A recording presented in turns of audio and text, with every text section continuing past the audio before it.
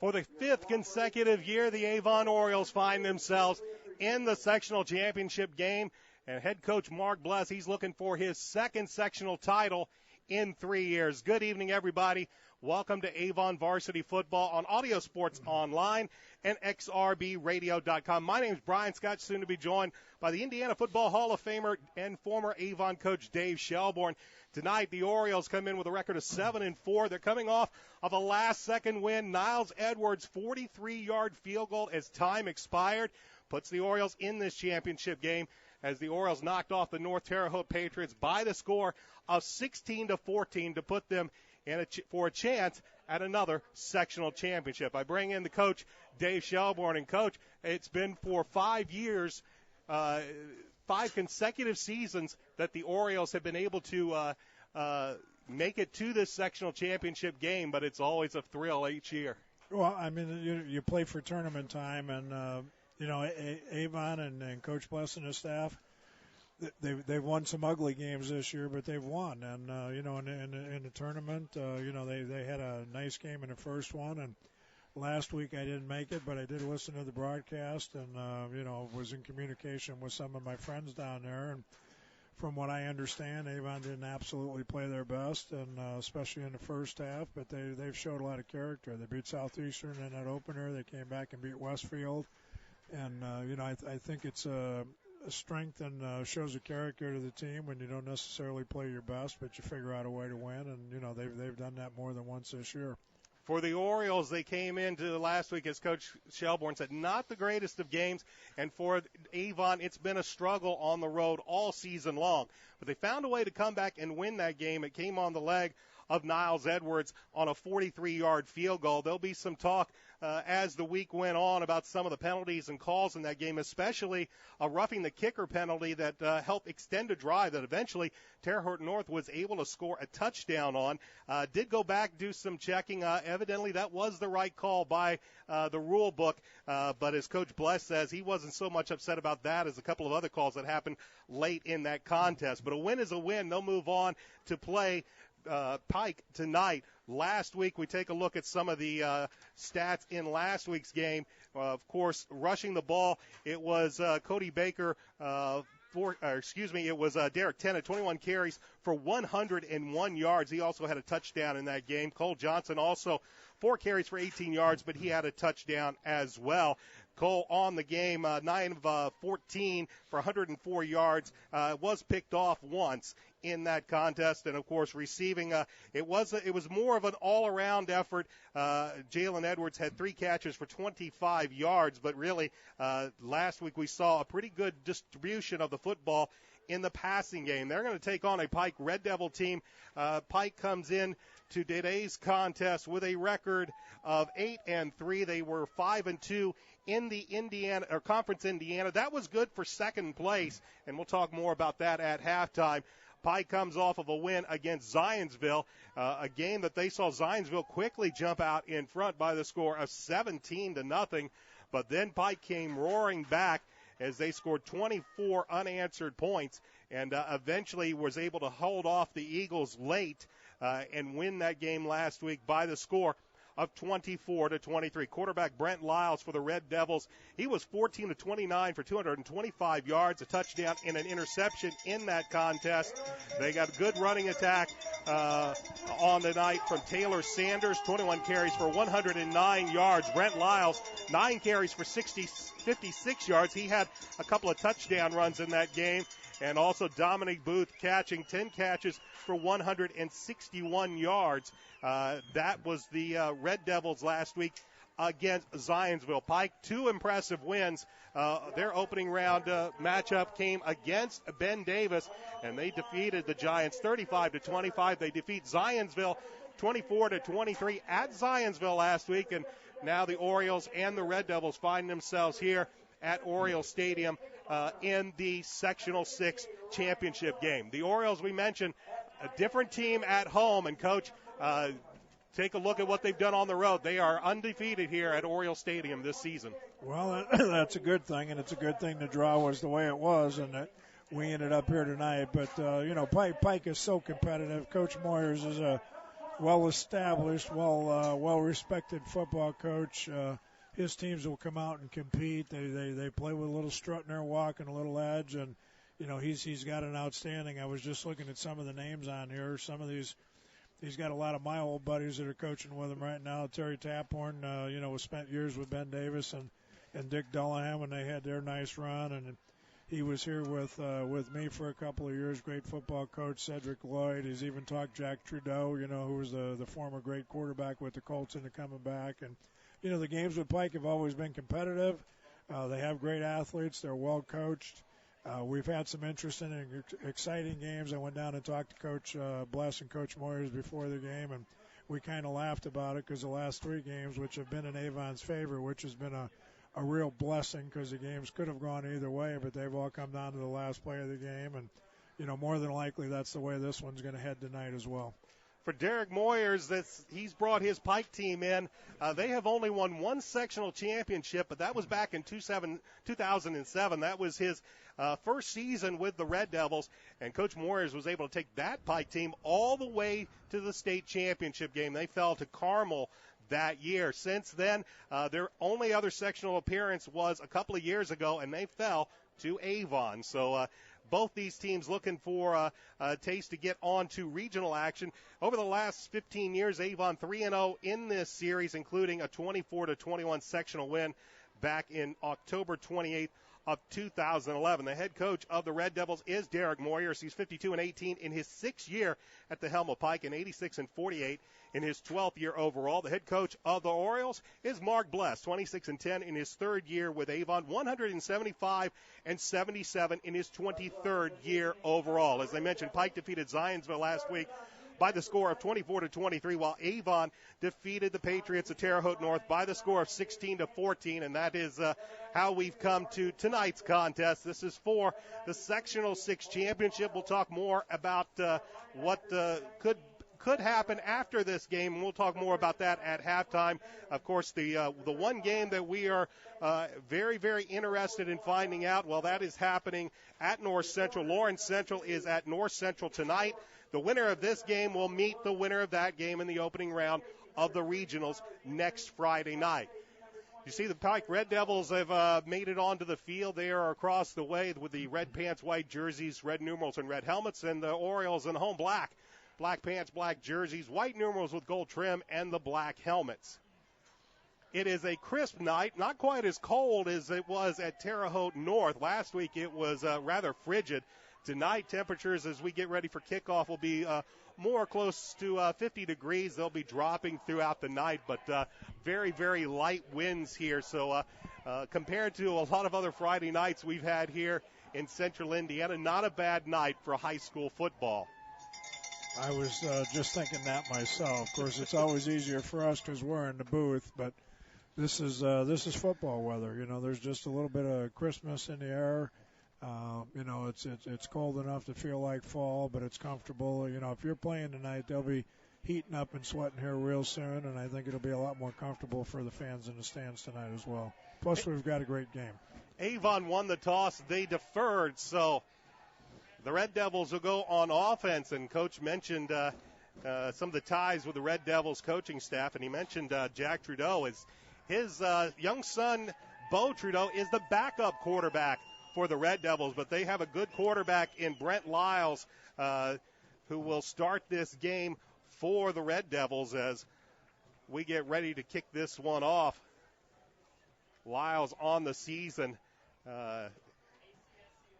as they take a look, has thrown for over 2,000 yards here this season, 158 of 279, 2,030 yards, 19 touchdowns, 10 interceptions on the season. So they will look at what should be a good spread offense by the Pike Red Devils as Niles Edwards will put a right foot into it, and he will kick this on an onside kick.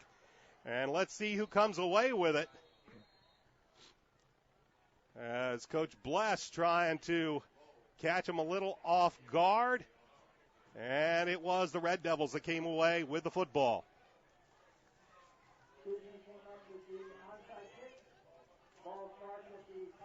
So Coach Bless comes out, pulls a little bit of gimmickry out of his bag, going with the onside kick to start the football game. But the Red Devils come away with a football, and Brent Lyles, a 6'2", 190-pound junior quarterback, will lead the offense out on this 1st and 10 as he will give it on the end around to Dominic Booth, and Booth is going to be brought down by the Avon defense behind the line of scrimmage, a loss of 5. Yeah, good starting play. You know, after you don't get the onside kick, it's always good for the defense to come out and try to dominate as much as they can early, and that's what they did on that first play. Of course, Pike will go out of a no huddle. They'll run 3 wide receivers to the near side. As Lyle's the only man in the backfield, he'll throw on a little hitch patch over to the right. He'll find Tyrese Boyd over on the far sideline, and he'll pick up about the 5 yards that were lost on the initial play, close to the original line of scrimmage. It'll be 3rd and long for the Red Devils. They'll take it, they'll mark the ball at about the 47-yard line, so call it 3rd down and a long 7 for Pike. Boyd drops back to pass. Looks, fires over to the left side. Pass incomplete. Good play by Dane Thomas. We got a flag. There'll be pass interference on Avon. Yeah, I was going to say, good play by Dane Thomas. Pass is intended for Dominic Booth, but they're going to call the pass interference against the Orioles. Yeah, a lot of man-to-man tonight. It's going to be interesting to see the matchups. With the style of play that Pike has, spreading the field as much as they do, I think you're going to see, and at least it's been the way in the beginning, you're going to see Avon blitz as many players as they can to try to put some pressure on the quarterback, and then they're going to try and play a lot of man-to-man behind. And Avon has some kids that can do that, but the Pike receivers are very fine athletes as well, and they're going to try and get the best matchups that they can get and see if they can free some receivers up. So the penalty will put the ball at the Avon 38-yard line, 1st and 10, as taking it on a wildcat formation is Dominic Booth, as he will run it over the left side down to about the 32-yard line and picks up about 5-6 yards before Matt Patustik is able to bring him down. Yeah, Matt has been converted. Matt started the year as a wide receiver, outstanding wide out. With a rash of injuries, he's a tough kid. They moved him over to defense. He's done a great job there. On the next play, the give is to the tailback, Taylor Sanders, and nothing doing as he is brought down. Mac Duffin, a few other Orioles there to drag Sanders down for a loss of a couple on the play. Well, I mentioned earlier, you're going to see Avon's front moving, blitzing, the linebackers that are remaining firing, so I think it's going to be tough to run inside. You're going to see Pike throwing the football and trying to get outside. So 3rd down and 7. As back to passes Lyles, he has his receiver, Tyrese Boyd, and that's going to be very close to what was necessary for a Pike 1st down. Yeah, the mark looks like it's going to put it just past the marker. So. And they will give the Red Devils a 1st down. Quickly, let's give you the Red Devils offense as they run a no huddle. The offensive line is James McBride, Antonio Saunders, Jalen Allen, Jalen Martindale, and Jason McBride. 1st and 10 for Pike as they're going to get the Orioles with a couple offside. It looked like Chad Skaggs and Elijah Daniels, got a little bit of an extra jump. The wide receivers are Dominic Booth, Devin Pearson, and Tyrese Boyd. The running backs are Derek Wilkerson and Taylor Sanders, and Brent Lyles is the quarterback, and he's got a little bit easier here at 1st down and 5. We're going to have to tell Coach Moyers to slow down so we can get all the verbiage in we need. 1st down and 5 for the Red Devils as they've taken this opening drive now deep into Oriole territory. Lyles back to pass, throws, has a man, and it is incomplete as he was looking for Dominic Booth, and good coverage there. Looked like Dane Thomas there in coverage for the Orioles to break up that pass. Yeah, great coverage. You know, I've mentioned throughout the year on the broadcast how outstanding defenders one-on-one Devin Michael and Dane Thomas are, and he proved it there. They ran a little pick play. They crossed some receivers, tried to get him open, but he was covered all the way by Dane Thomas. 2nd and 5 now for Pike. Lyles will look over to the sideline. He has Taylor Sanders in the backfield. 3 wide receivers as the Orioles show blitz. And they'll come off of the edge. Lyles gets it away, throws it out to the near side, and catching the ball but slipping over on the near side is the wide receiver over here on that near side for Pike. As Nick Hernandez made the catch, he tried to turn it upfield, but fortunately for the Orioles, he slipped, but he will still get enough for Pike first down. 1st and 10 from Avon's 16-yard line. Opening drive of the football game, and Pike has moved it after recovering an onside kick as the pass is out over toward the right side, intended for Tyrese Boyd, but Lyles and Boyd can't connect, and the incompletion will bring up 2nd and 10. Yeah, right now Avon's trying to make a little bit of an adjustment. You know, you run a scout team during the week, and they do the best job they can simulating another team's offense, but they need to adjust to the quickness of the athletes and the quickness of the play calling, and I think they'll do fine. All right, we'll give it on an inside handoff right up the middle. I believe that's Taylor Sanders with the carry. He'll take it inside the 10, close to the Oriole 9-yard line, and it'll bring up 3rd and long for Pike. You know, again, I mentioned I think they're going to have a tough time running inside. They're going to have to do it to set some other things up, but Avon generally from tackle to tackle plays pretty good run defense. Lyles back on this 3rd and long, fires toward the end zone, and it is complete. Into the end zone to Tyrese Boyd from 9 yards out. And the Red Devils strike first here. They lead 6-0. Yeah, great throw. Just a little post pattern, which is, you know, a favorite against man-to-man type defenses. He was able to get inside position. Lyles put the ball not only on the money, but he put it in there on time as well. On to kick is Nick Hernandez. The holder is Devin Pearson, is looking to put the Red Devils up by 7 here on the opening drive. Good snap, good hold, good pressure, but the kick is up and the kick is through. And with 8:32 left to go in this opening quarter of play, Pike leads Avon by the score of 7-0. You are watching Avon Oriole football on Audio Sports Online and XRBRadio.com. I'd like to thank our regular season sponsors of Orioles football, as that would be Reynolds Body Shop and the Hendricks County Flyer. I'd like to thank them for their continued support of Oriole football all regular season long. So quickly, after the Orioles tried to onside kick the opening kickoff of this football game, it was recovered by Pike, and they quickly travel 56 yards to put it into the end zone, and they lead 7-0. Yeah, pretty impressive drive. You know, it looked like that they done a nice job of scouting. You know, the first drive of the game is when you're kind of feeling each other out a little bit. Pike, of course, is trying to figure out how Avon's going to try to defend them, and at least in the opening drive, they're trying to blitz inside and play some man-to-man, so they're going to have to be careful with their matchups. And, again, I think Avon's defense will adjust a little bit better from here on out now that they're a little bit accustomed to the speed of the play calling and the quickness of the offense in between plays. Hernandez's kick is a high one. It'll bounce and take a bounce. It'll have to be covered up, and fortunately Devin Michael is there to simply cover up that football. That's a live ball, and Devin with a good job of just covering that ball up and allowing the Oriole offense to take over 1st and 10 from their own 19. Yeah, head coaches have heart attacks when they see the ball hit the ground like that and lay there a little bit, but Avon was able to get on top of it, and we'll see how they do on their first offensive series. Cole Johnson will lead the offense out as the 6'2", 200-pound senior quarterback of the Orioles. He'll have Anthony Green and Derek Tennant lined up in an offset eye to the right.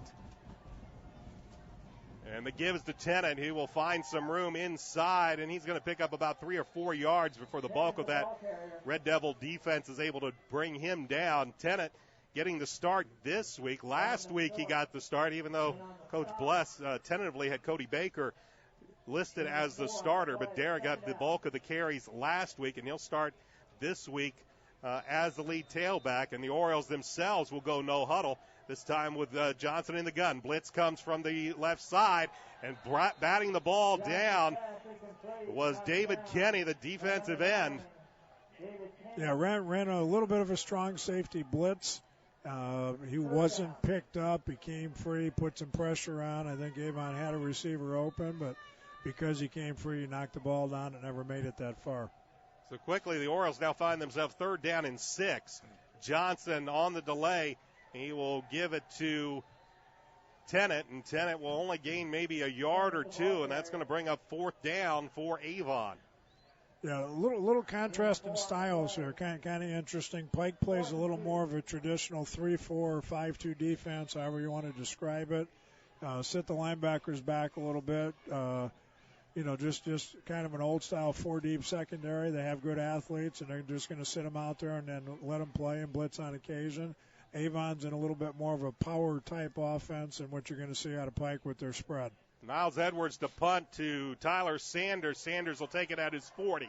Looks for some room around the right side. Eludes one tackler, but not the rest, as the rest of the kick coverage comes in. But actually a pretty nice run by Sanders. He'll take it up to about the 49-yard line, and the Red Devils, for their second consecutive possession with good field position at their own 49-yard line.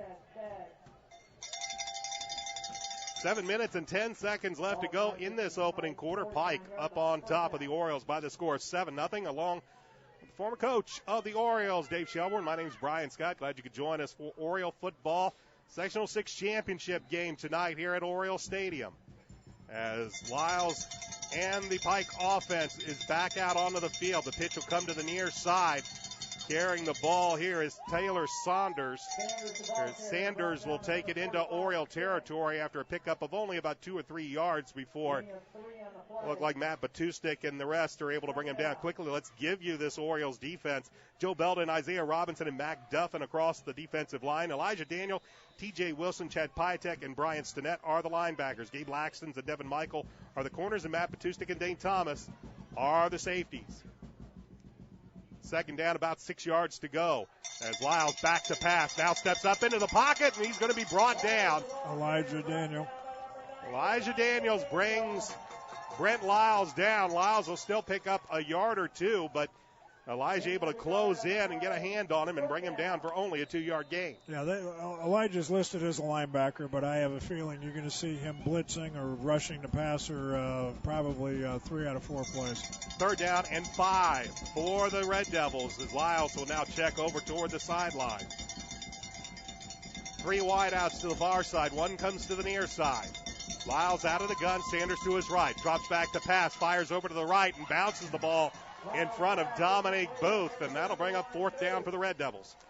Coach Moyers, at this point in the game, they're both just still playing chess and kind of feeling things out. With the offense they run, it's a little bit of a high-risk type offense in a sense that, not that you want to have a 3-and-out, but I think he's happy to take a 3-and-out. He's got a little bit better feel for what Avon's going to do.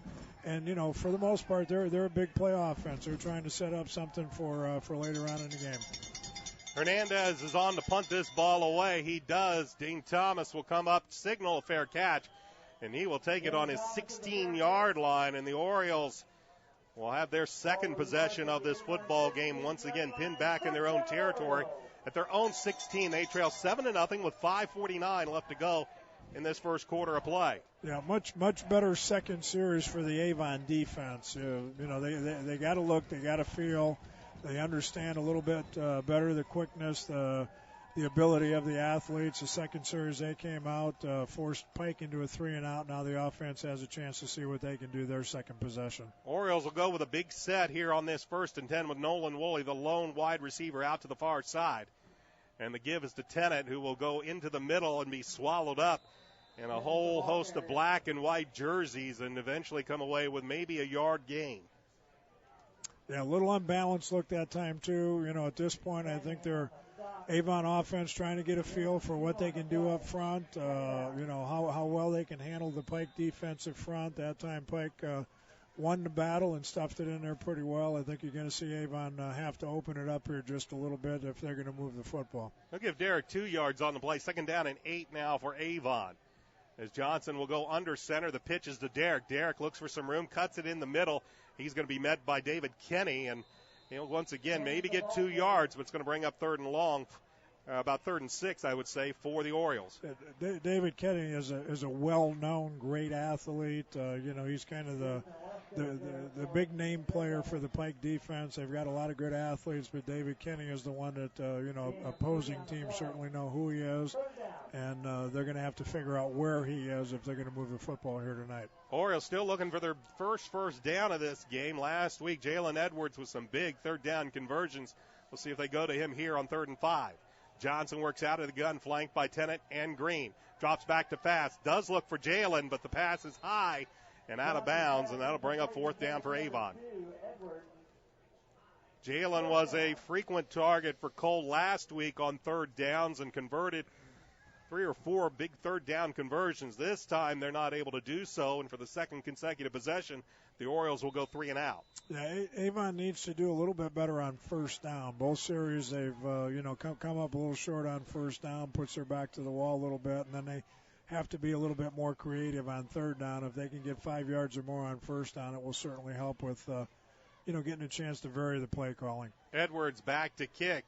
Tyler Sanders back deep for the Red Devils. Line drive kick. Sanders will take it at his 43, and a nice arm tackle by Dane Thomas. Trips up Sanders. Sanders tried to go north-south. Dane stuck his arm out there and tripped him up to limit him to only about a 3 or 4 yard return. Dane is just a tough kid. I've said it, throughout the year. They have him listed at 155. I'm not even sure he weighs that much, but he's got the biggest heart and plays hard. And you talk about squeezing everything you've got out of your body. Dane does it every minute he's on the football field. So once again, Pike finds themselves in good field position. The Oriole defense did a good job getting them off the field the last time the Red Devils had the football. We'll see what they do here as they will once again give the ball. This is brought him out of the wingback is Taylor Sanders. And Sanders will take it upfield for about a pickup of about 3 yards to midfield to bring up 2nd and 7. Yeah, little zone read play. You can see they brought the other back. They're going to end up running an option play out of this look a little bit later in the game. 5 wide receivers in the pattern. Orioles bring it up the middle, wide open to the near side is where the pass goes, and it is complete as once again Taylor Sanders is there. He's going to be knocked out of bounds by Chad Piatek, but not before the Red Devils are able to pick up a first down. Yeah, I think they had a little bit of a miscue defensively because the slot on this side near the Avon bench was totally uncovered, wide open to catch the football there. 1st and 10 Pike. Ball at the Oriole 42-yard line. 3:42 left to go in this first quarter. Sanders right up the middle, has room to the 30, to the 25, breaks the tackle, takes it inside the 15, down to the 13 before Dane Thomas can bring him down. But that one, good blocking at the point of attack, and he just took it right up the gut. They will spot this ball all the way down at the 12-yard line of the Orioles. 1st and 10 for the Red Devils. Yeah, big play, good read, just a little cutback play. The defensive end overran the play, and the running back cut it back and was wide open. This time, though, we'll go offset eye to the right. One of the few times we'll see them go with a big package with twin tight ends. As Lyles will bend under center, but it'll drop back, fire, little corner fade route into the end zone and off the hands of the intended receiver. He was looking for Dominic Booth. Dane Thomas in coverage for the Orioles. Yeah, good play, one-man route, just tried to throw it up and let him jump ball it. We played it pretty well defensively in the secondary. 2nd and 10 now for the Red Devils. Clock shows 3:09 left to go in this first quarter of play. Red Devils already ahead of the Orioles 7-0. As they will bring a man in motion from the far side. They will give it to the running back, Taylor Sanders. He will take it straight up the middle, get inside the 10, close to the 9-yard line. That'll bring up 3rd down for Pike. Yeah, big play for the Avon defense here. If they can hold them and force them to try a field goal, it would almost be like a win down here. 3rd and 8. They can get a first down without getting the touchdown, but they'll have to take it to the Avon 2. Lyles back to pass. Same play. Throws a fade into the end zone. Touchdown. And this time we'll wait for the signal. Touchdown is the signal. It's the same play they ran on first down. A little fade pass in there to Dominic Booth, laying it over the defender, Dane Thomas. This time they hook up, and they will get the touchdown on the pass. Yeah, tough route to cover one-on-one. They max protected. They left everybody in. It was just trying to get a good matchup. They've got a big, tall receiver. Lyles put the ball right on the money. They came back to the play that Avon defended very well 2 plays earlier, but that time Pike out-executed him. So Booth from 7 yards out from Lyles is now Hernandez on for the point after. The kick is up. The kick is good.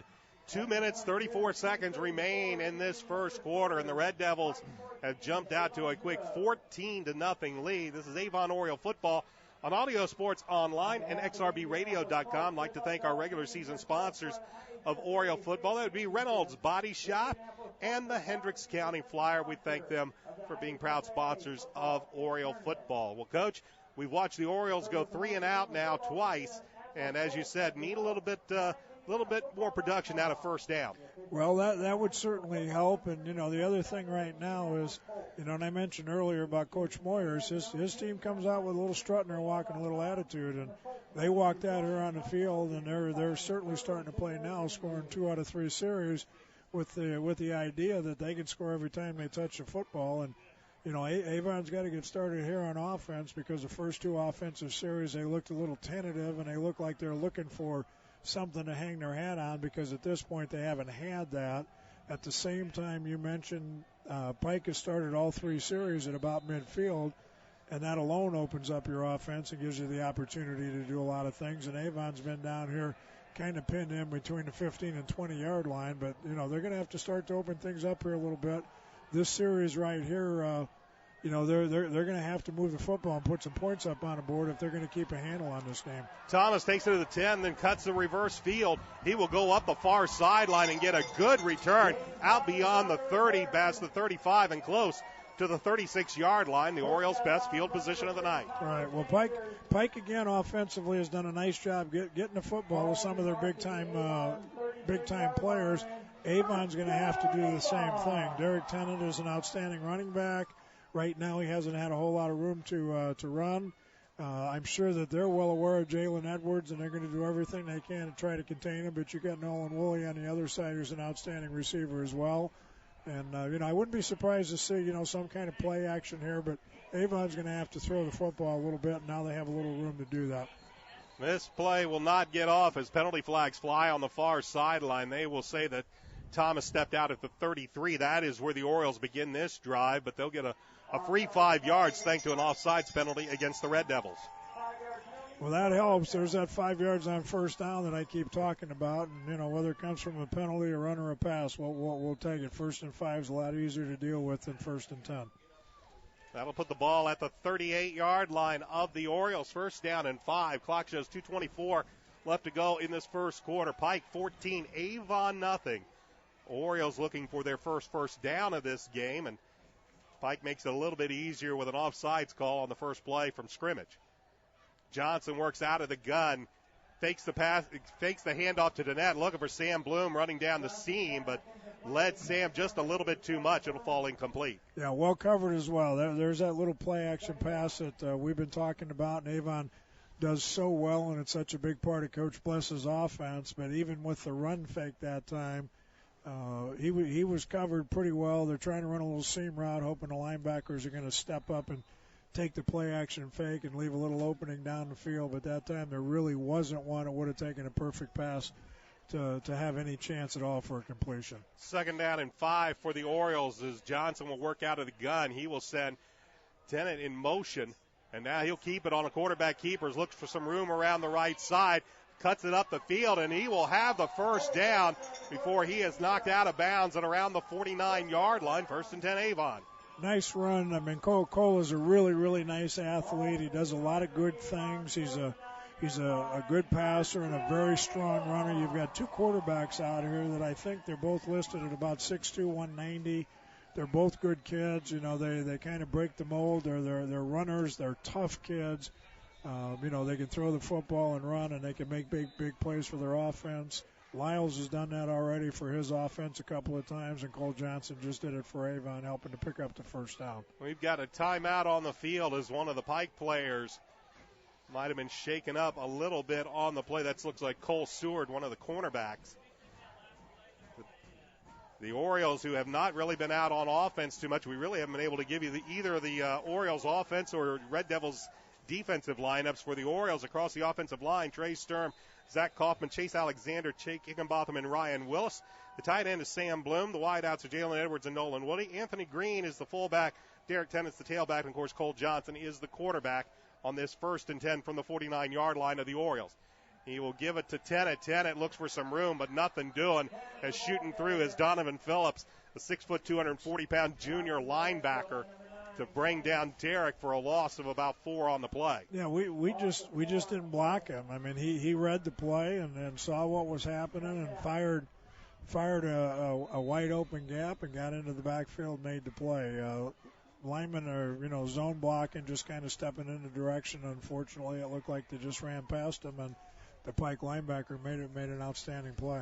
Loss of 5 on the play, back to the 44-yard line as the Orioles find themselves in 2nd and long with 3 wideouts to the near side. Johnson gets Jalen a little flanker screen, but can't quite hook up on that as the pass is a little high, and Jalen can't pull it down. Well, it was a little high. They ran an outside linebacker blitz again, and even though he didn't get there to hit Cole Johnson, he was in there just to be a distraction, get his hands up, force the football to be a little higher than what he wanted to be. But Avon and Coach Bless are looking for ways to get the ball out to their big play players. That's a play that I'm sure Pike has scouted because it's been a successful play for Avon all season, and that way with the blitz they figured out a way to slow it down. 1:30 left to go in the first quarter. 3rd and long for the Orioles as Johnson back to pass. Steps up in the pocket. He has Cress Kimbrough at the 30, to the 35, and down to the 20-yard line. Yeah, great throw. And at the same time, I want to give a lot of credit that time to the Avon offensive line. Pike did blitz that time, which is going to leave their defenders in man-to-man, and they hope to get there. The offensive line of Avon picked up the blitz, gave Cole plenty of time to throw, and he just threw a perfect strike to Kimbrough, and I really thought there for a minute he might be able to break that tackle and make it all the way, but a big gainer. Avon's offense playing with a little more confidence right now. Gain takes it all the way down to the Pike 22-yard line. 1:05 clock running, 14-0 Pike. Here is a keeper by Johnson. He's going to be swallowed up on a little bit of a play fake. He kept it himself, but he's going to be brought down.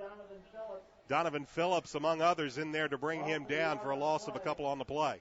But a good play call. I think what Avon's trying to do is establish Cole Johnson as a running part of the offense.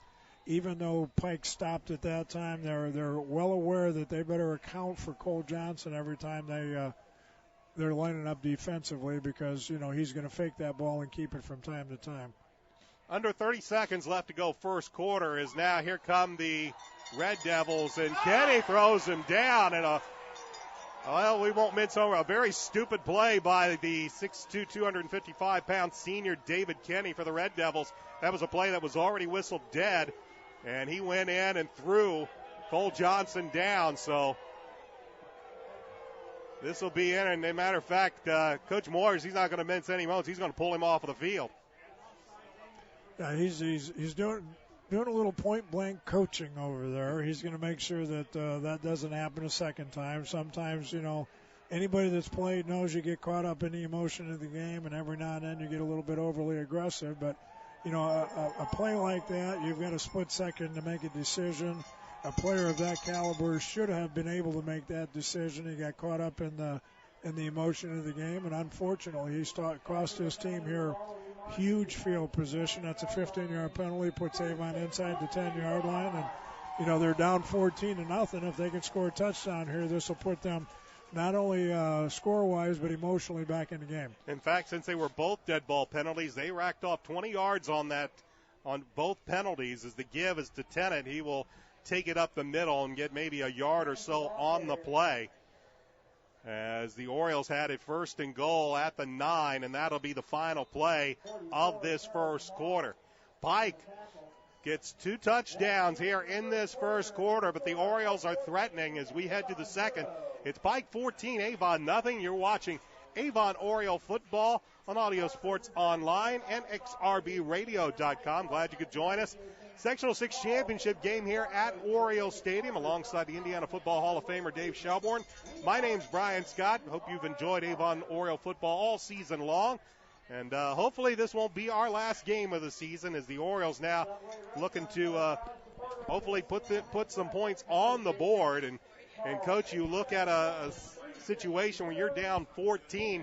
Do you take anything that you can get and just put points on the board?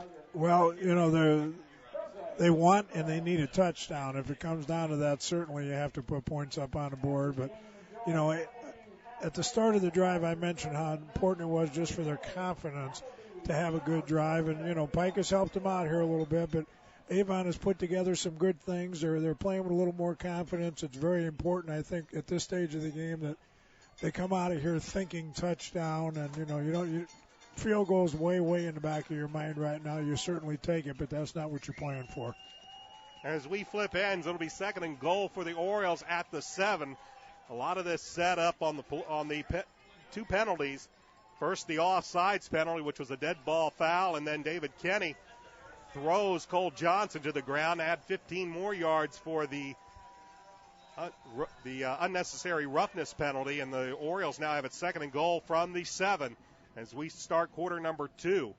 Johnson, play action there, keeps it, looking for room left side, and he will get it inside the 5. He's going to be tripped up on the play. Eric Dobbins there to make the play, but Cole will take it to the 4. Yeah, outstanding open field tackle. I mean, Cole was on the 4-yard line. It was a one-on-one situation that you hope, your guy's going to win. And, fortunately for Pike, I guess, their player made the play he needed to make. So 3rd down and goal from the 4. Nolan Woolley will be the lone wide receiver to the far side. Backfield has Anthony Green and Derek Tennant. Cole Johnson's under center. He will give it to Derek. Derek straight up the middle and into the end zone for the touchdown. That was the best line surge I've seen out of Avon the entire game. They just ran a little basic isolation play.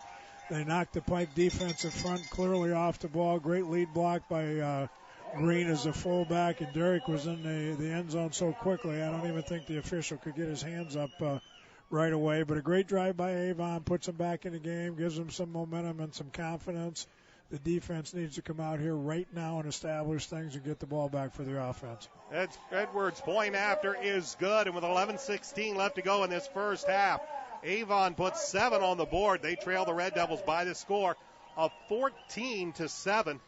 A lot of this we talked about is the first 2 possessions for Avon starting between their own 15 to 20. So go back and look. That opening kickoff by Dane Thomas, he got it out beyond the 30 to the 33-yard line. That seemed to give the Orioles a little bit of momentum to start this drive. Well, they were able to mix up the offensive calls a little bit. The pass was certainly a key play to keeping the drive alive, and even the pass that was incomplete, gives the threat for Pike, and they have to defend it. I think Cole Johnson did a nice job kind of establishing himself as really what he ends up being is just an extra running back.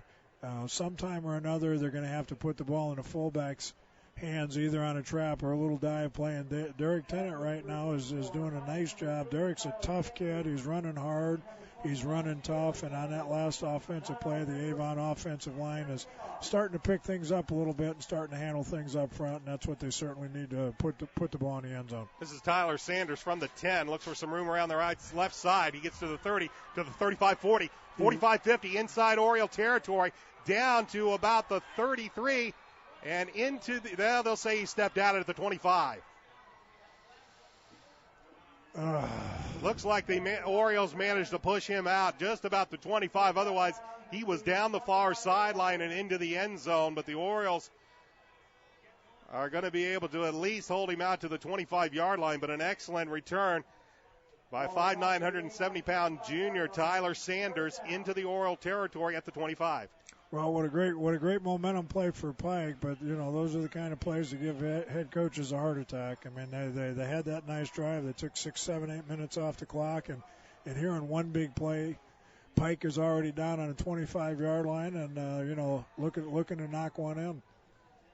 11:04 left to go in this first half. 14-7. Pike with the lead and deep in Oriole territory. Here's a gift from the wing, looking for some room around the near side. Up past the 10 to the 55 and into the end zone for the touchdown. And then just like that, Taylor Sanders from 25 yards out runs it into the end zone.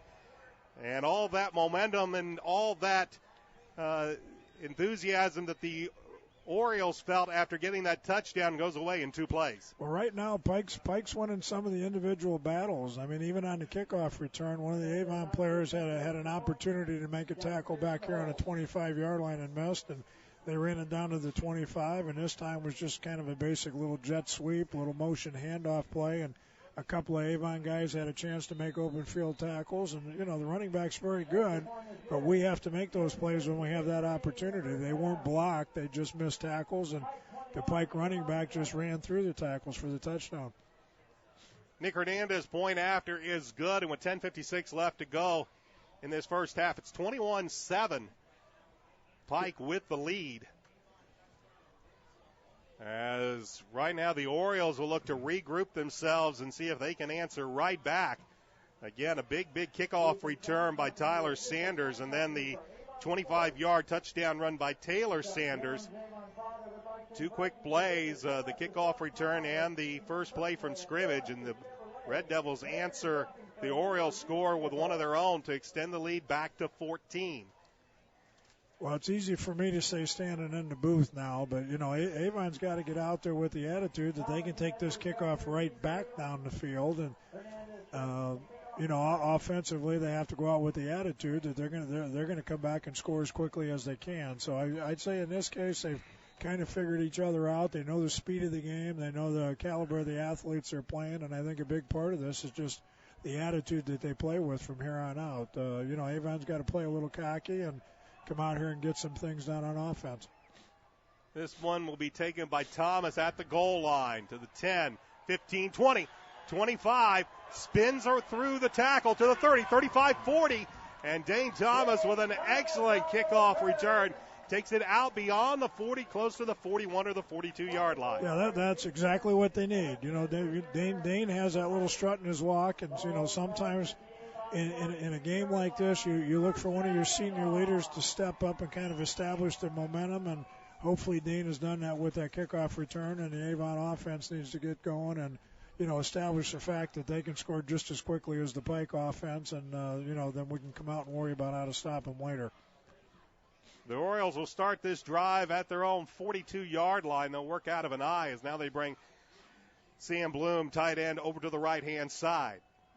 And the give is to Derek Tennant. He looks for some room, nothing doing, as that Pike defensive line was right there to stand him up, maybe even cost him about a half a yard on the play. Right now, again, there's that first down play I keep talking about. Avon needs to get on schedule, and by that I mean they need to get 4 yards or more on first down if they're going to do the things they want to do offensively. And right now, their basic running game, their power running game that's been successful most of the season, right now Pike seems to have an answer for it.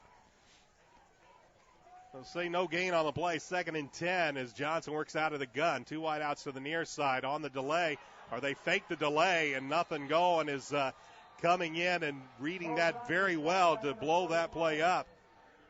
I believe was Donovan Phillips. Yeah, came clean. Even with the play action fake, you hope to slow him down a little bit. But if he was blocked, it wasn't very long and it wasn't very hard because he was all over Cole after he made the fake, and there really wasn't much you could do, and we're very lucky that we didn't turn the football over. That was just a play that looked like it took a long time to develop. Originally, I thought it was going to be a delayed handoff, but by the time they decided that they were going to fake the handoff and go for the pass, Phillips was already in the backfield and bringing Cole down. Now it's going to be 3rd down and 20 for the Orioles. Well, he was supposed to go for the fake, and he just completely ignored it and ended up in Cole's face. Johnson steps back to pass. Here comes the pressure. He'll dump it out to the far side on the screen, but that's going to be very little to gain on that play. Anthony Green was there to take the pass, but he's going to get no gain on the play, and that's going to bring up 4th down. And after a good kickoff return by Dane Thomas, the Orioles will quickly go 3 and out and go backwards in the process. Well, just a kind of a quick analysis here this early in the game. We were out in the open field. One-on-one they made the tackle, and one-on-one when we've had some opportunities to tackle their backs, we haven't always done it. So when we get, you get players in those situations, they're going to have to make some plays. They got them out there in the open field. We're just going to have to make some people miss. Great punt. Edwards booms one, and he sends Taylor Sanders back. Tyler Sanders, excuse me, and Edwards is able to flip the field as he pins Pike back to their own 17-yard line. That's going to be the worst field position Pike has seen tonight, but they have a 14-point lead with 8:24 left to go in the first half. Yeah, time for the defense to step up here. A turnover would be nice. A 3-and-out would be nice. A big hit to emotionally get the defense and the entire Avon football team fired up at this point would be big. What you don't want to do is let Pike just, methodically move the ball down the field here again and take more time off the clock. Brent Lyles in the offense comes back onto the field. He'll have Taylor Sanders and Derek Wilkerson in the backfield. The flip is to Sanders. Sanders looks for some room around the left side, and he's going to be brought down by Brian Stinnett for a loss of maybe a yard, or he might have been lucky to get back to the original line of scrimmage. Yeah, nice play by the Avon defense. Basic toss sweep to the wide side of the field. Avon was able to get a lot of people to the football, and that time they tackled him for a 2-yard loss. So to bring up second down and long for the Red Devils. 5 wideouts in the pattern. Lyles flushed out, comes in and will strip it, take it upfield before he is going to be brought down by Chad Piatek. He was carrying that ball loosely enough. I thought maybe we could strip it from the backside on the tackle, but he did hang on and scrambled out of there pretty well. Gain of 5, but it'll bring up third down and a long 7 for the Red Devils. The Oriole defense would like to get the Red Devils off the field on this play. Lyles checking over toward the Red Devils sideline. Yeah, Avon's going to blitz. Not sure whether they've seen it or not. Long count, play clock though down to 10. Lyles steps up, fires over to the left, and It is incomplete as he was looking over toward that far sideline. It is in and out of the hands of Nick Hernandez, and the Oriole defense does get the Pike offense off the field. It'll bring up fourth down. Did exactly what they needed to do. Nice mix-up with the calls by Coach Bombi. That time the blitz came. They forced Lyles out of the pocket, made him move to his left a little bit. He did have an open receiver, but he short-armed it a little bit, put it in the dirt. Now Avon gets the football back. Dane Thomas will step back at his own 50-yard line as a single safety. It's a high, short kick. That's going to take a bounce. It'll take a Pike bounce and then actually hit off of, I believe, a Pike player. And the Orioles will have good field position as it looks like they will have the ball at around their own 49-yard line to begin this drive. Yeah, good field position for the start here. Gives Avon an opportunity again to use a little bit more of the offense. You can, run that little play action. We might see that little speed screen again out to Jalen. We need to figure out a way to get him the football. He hasn't touched the ball here yet tonight, and he's been a big play player for Avon the entire year. Kimbrough and Edwards to the far side. Is Nolan Woolley to the near side on this 1st and 10 as Johnson takes the snap, drops back, now gets flushed out of the pocket, and he's finally going to be brought down. Once again, Kenny there on the tackle, but it was really the pressure of Donovan Phillips that allowed Kenny to come in and make the hit on Cole Johnson. Yeah, the pressure was good. The coverage was better. He wanted to go to Nolan Woolley, but Nolan was covered all the way. He didn't have time to find another receiver. He kind of got caught back there in the pocket, and the pressure finally got to him, and we ended up with the big loss. It's going to be a loss of 7 yards on the play back to the Oriole 42-yard line, 6:25 and counting. And on a delay, Johnson's not going to have anywhere to go because just blowing through is Malik Miles as he was through the offensive line, and really not a whole lot Anthony Green could do because he was already in Green's hands by the time Cole was able to run with the ball. Yeah, we're getting handled a little bit up front. Our offensive line at times has looked good, but they've got to be a little more consistent right now. Johnson throws it off to the right. He was looking for Jalen Edwards, but wouldn't have gone for much had it been completed. And the Orioles, once again, will be forced to send Niles Edwards out to punt. Yeah, right now Pike's defensive front is just kind of teeing off and coming after us right now. And, at least at this point in the game, we don't have an answer. We're under 6 minutes to go in a half. I'm sure that's one of the things that the coaching staff of Avon is going to try and fix at halftime.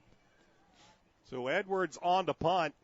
Once again, Tyler Sanders back deep for the Red Devils, standing at his own 22. Edwards with a good punt the last time. Here's a one he gets to turn over.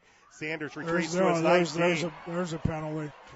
2 penalty flags. Sanders takes it up the far side to the 50, to the 45, to the 40. He'll be brought down from behind. I believe bringing him down and making the play was Chad Piatek, but this one's going to come way back. Got 2 penalty flags back at the 21-yard line. Yeah, no-brainer. Pushed him in the back in the open field. I think everybody from both sides could see that one. So a good return for Tyler Sanders will go for naught for Pike, because this one's going to be brought all the way back, and the Red Devils are going to be pinned deep in their own territory, which is fortunate for Avon, as Sanders was able to get another good return. This is a situation here. We've got, just under 6 minutes to go in the game. We've got to make something happen here. Like we mentioned before, the 3 and out, the turnover, the big loss, the fumble. We've got to get something here just to kind of turn the momentum around. We're hanging in there, but we're 2 touchdowns down. You want to close that gap to go in at halftime so you can come out and win this game in the second half. Penalty will spot the ball at the Red Devils' 11-yard line. 1st and 10 for Brett Miles and company. And the give is right up the middle, and that's where Taylor Sanders finds daylight, and he picks up about 12 on the opening carry of the drive. Yeah, just basic isolation play. They ran right at the heart of the Avon defense that time, and hit him pretty quickly for a 12-yard gain. So 1st and 10, Pike, as they take it up to the 22-yard line. Once again, Sanders with the carry, and he's able to break through a hole and pick up 2 or 3 yards before finally being brought down by Mac Duffin. Also Ryan Bradley, I believe, in there on the play. It'll bring up 2nd down and about 5. This crowd has tried to get into this game here, making noise for their Oriole defense, as they will face a 2nd and 5 by Pike. Pike will go out of the eye, and Miles will drop back, fires, looks down the field, pass incomplete as Lyles looked down the field. He was looking for Jordan Marshall, but threw that one long. I believe Devin Michael there in coverage, and it'll bring up 3rd and 6. Yeah, good coverage that time. Good play call. They'd run the ball very successfully on 1st down. Thought they'd take a chance and go for the long one. They got a big, tall receiver on a little shorter defender. Thought they had a mismatch, but it was played very well by Devin Michael. Under 5 minutes left to go first half on this 3rd and 6. Lyles lays it up, finds his man down the far sideline. Penalty flag is back at the 31-yard line.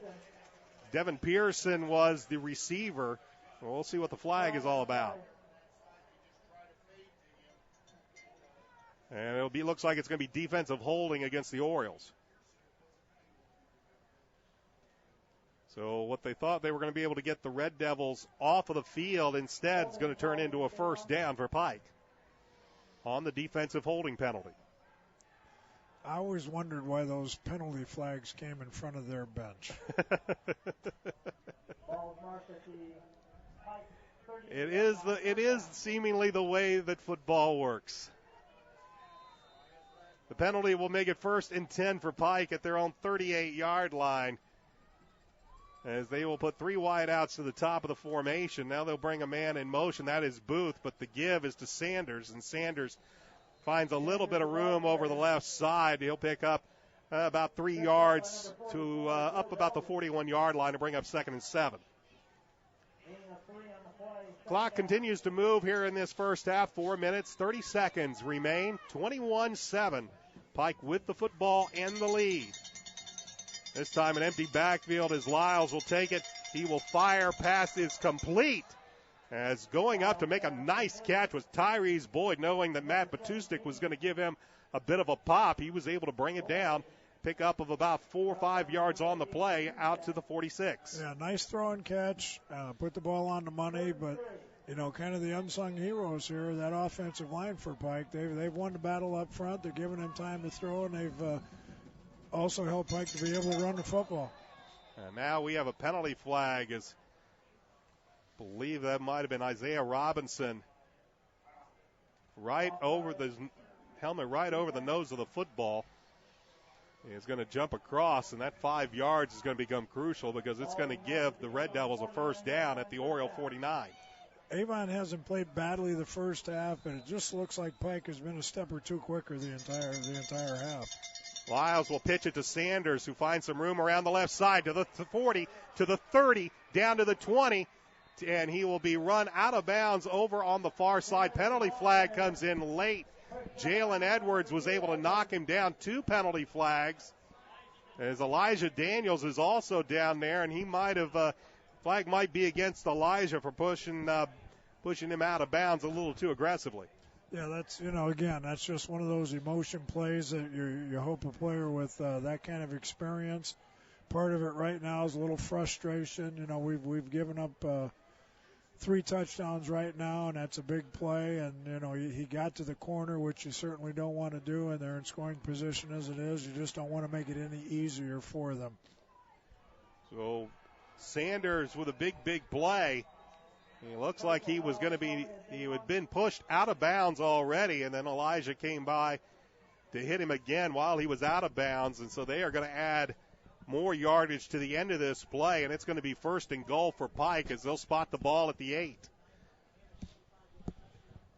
So a big penalty against the Orioles after a long run has Pike knocking on the door. 1st and goal at Avon's 8-yard line with 3:44 left to go in the first half.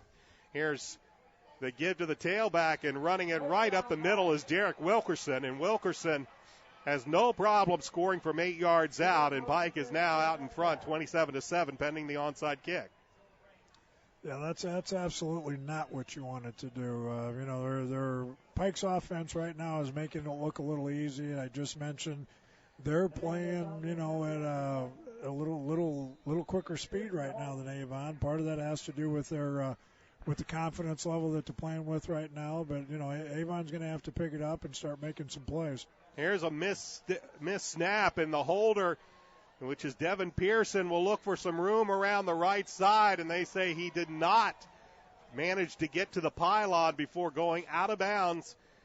It was a bad snap, and Pearson, who is one of their wide receivers, who is also their holder, managed to pick it up. He tried to get some running room around the right side. He's pointing that the marker there in the corner went down, but the official on the near side saying that Pearson stepped out of bounds before hitting that pylon. So what was an extra point attempt that turned into a 2-point attempt turns into no points at all for Pike. But they still lead the Orioles by the score of 27-7 with 3:39 left to go in the first half. You're watching Avon Oriole football on Audio Sports Online and XRBRadio.com. We'd like to thank our regular season sponsors of Oriole football. That would be Reynolds Body Shop and the Hendricks County Flyer. I'd like to thank them for their support during the entire regular season. They made it possible for us to bring you Oriole football during the regular season. So big thanks go out to Reynolds Body Shop and the Hendricks County Flyer.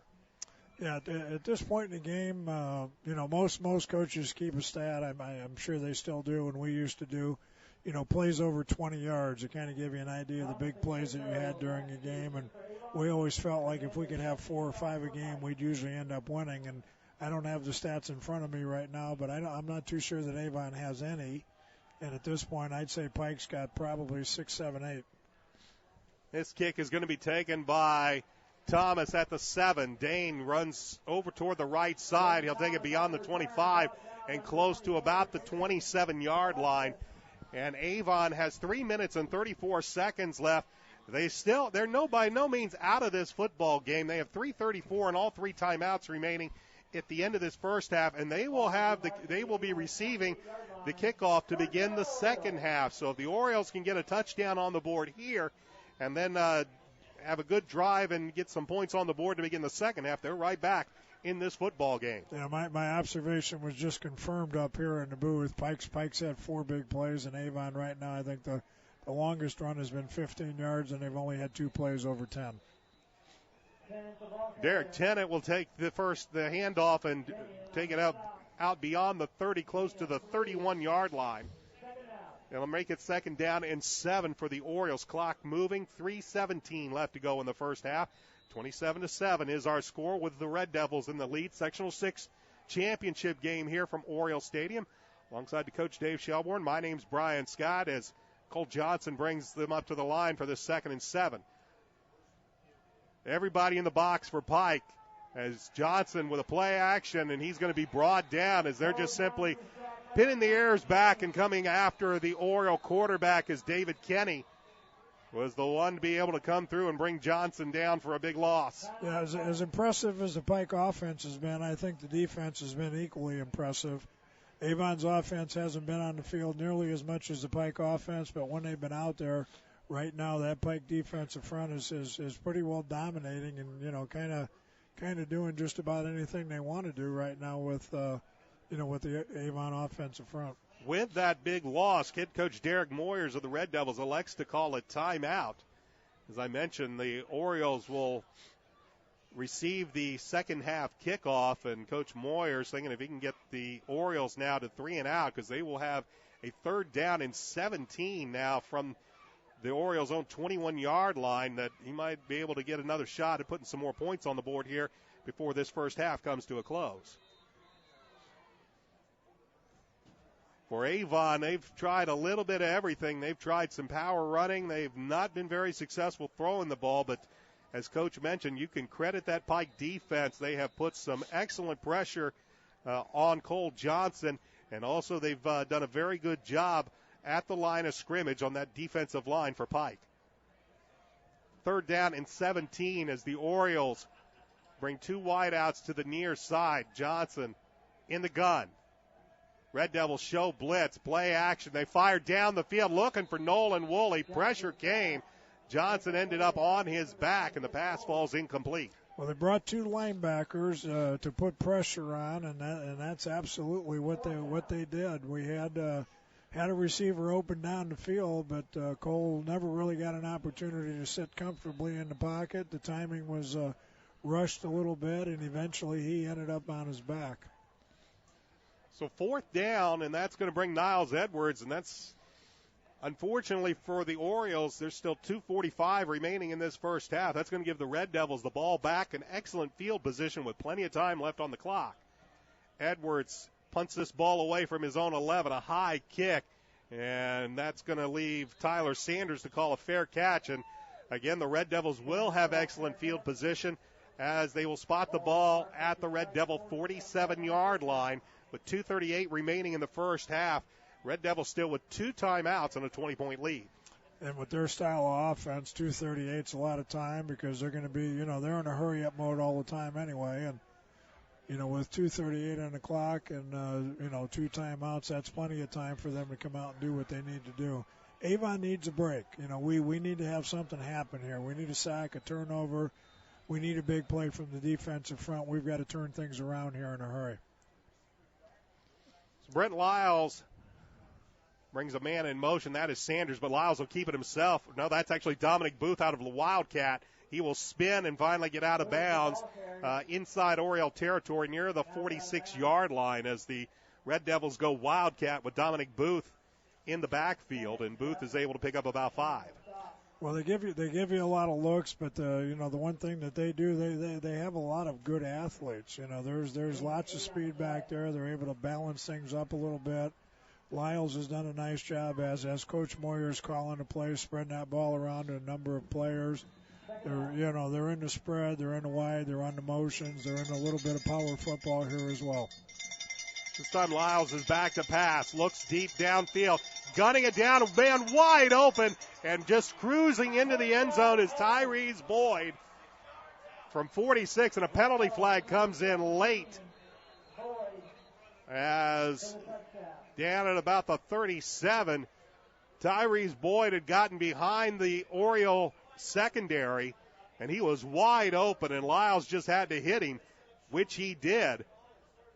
And Lyles, for now, has a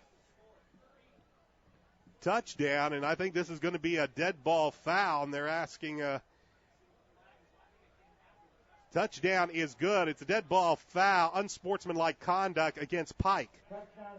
And they will enforce the penalty on the kickoff.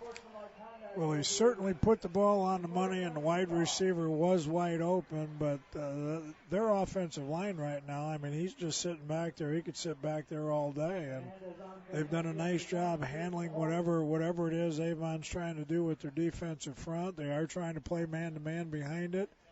If you're going to play man-to-man, part of the deal is you better put some pressure on the quarterback throwing the football. And that time he had all day to throw, so it was just a matter of time before somebody came open. And he came open, and, you know, he did put a perfect throw in there, but he had time to get it done. So probably one of the worst possible things for the Orioles. They had the ball with about 3.5 minutes left, hoping to maybe go down the field and put some points on the board. Instead, they get knocked backwards, and they go 3 and out.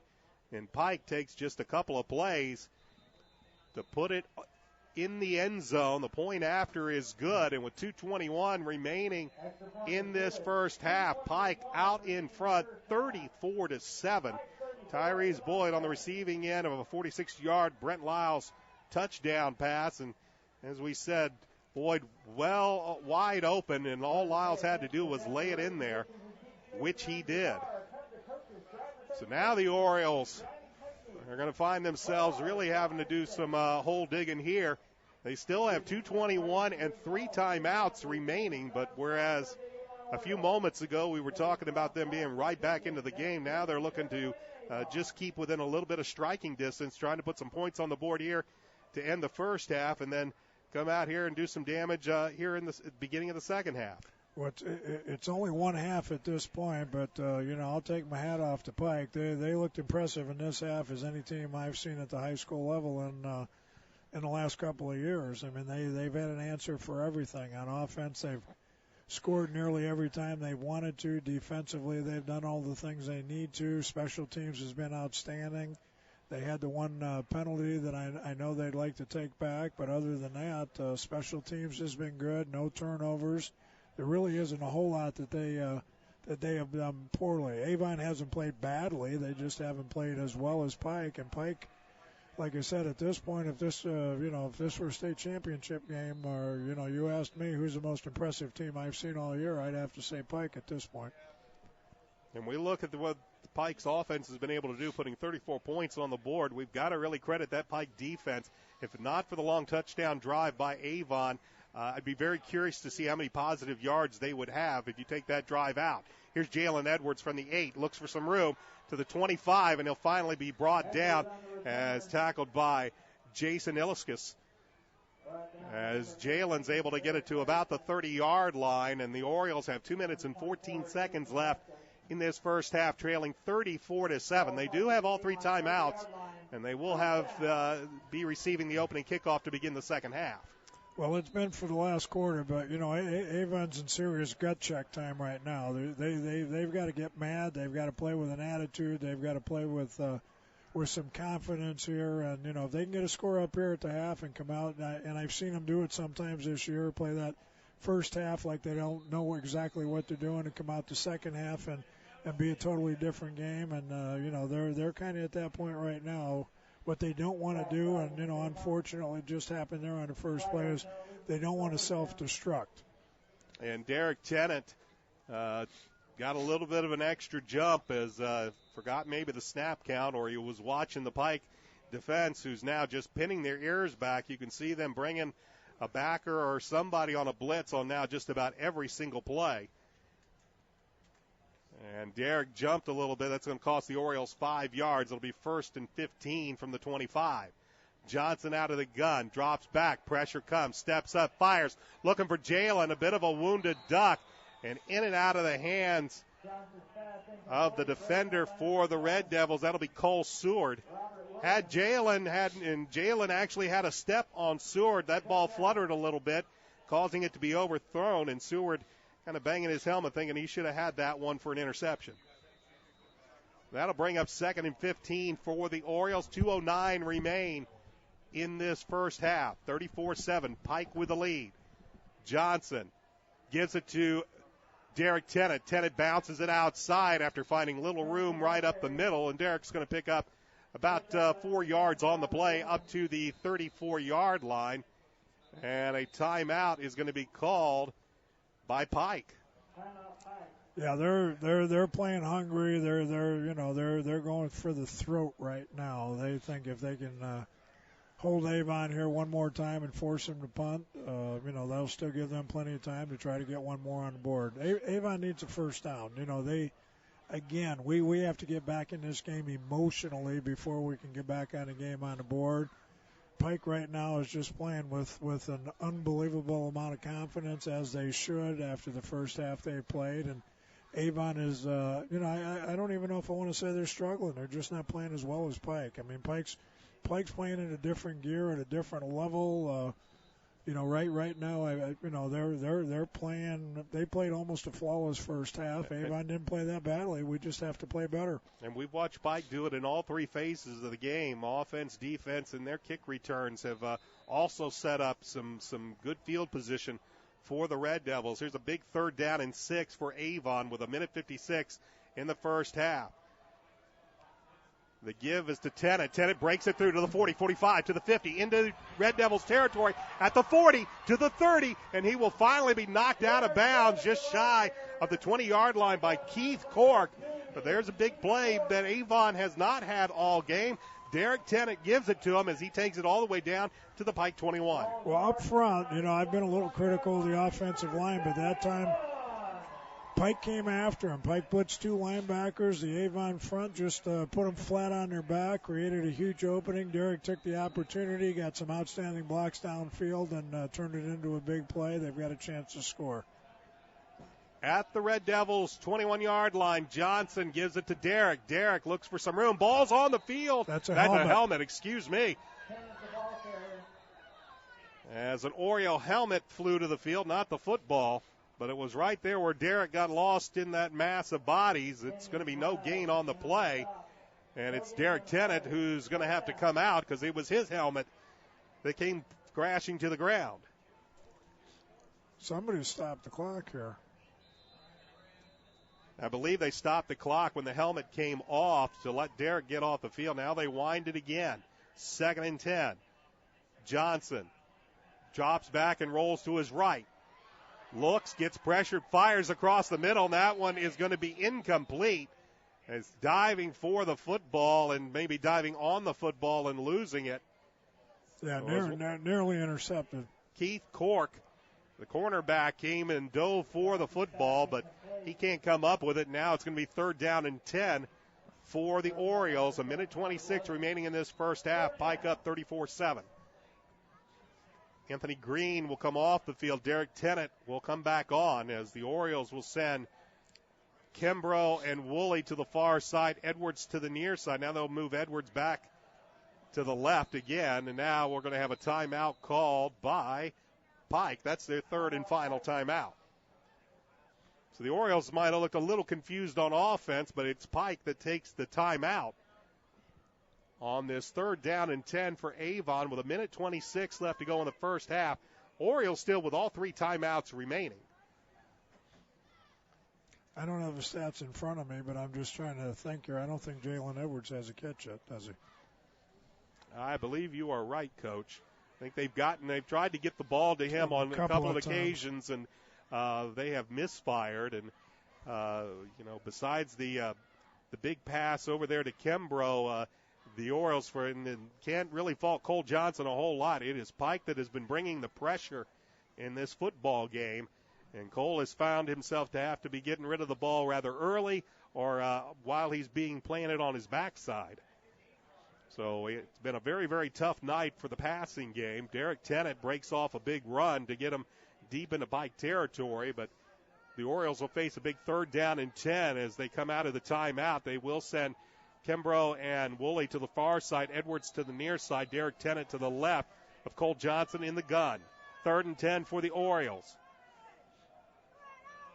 Johnson will roll out to his right, fires back to the left, and he was looking for Derek Tennant on a wheel route out of the backfield, but they can't hook up, and they'll bring up 4th down, and looks like they're going to bring Niles Edwards on for a field goal.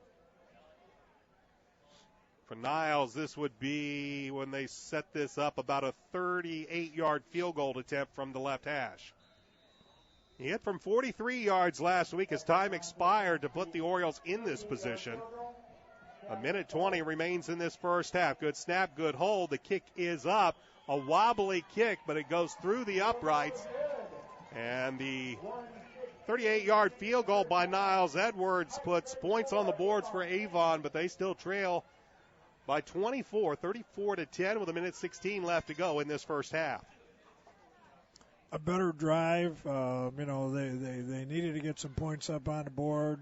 7 certainly would have been better, but right now, Avon and the coaching staff, they've got to figure out a way to get in there and light a fire under their rear end this half and get them to come out here and play with the kind of confidence that they've played with, off and on for most of the year. The one comment I think that you and I have both made throughout the year is that they've been, a little up and down, a little inconsistent.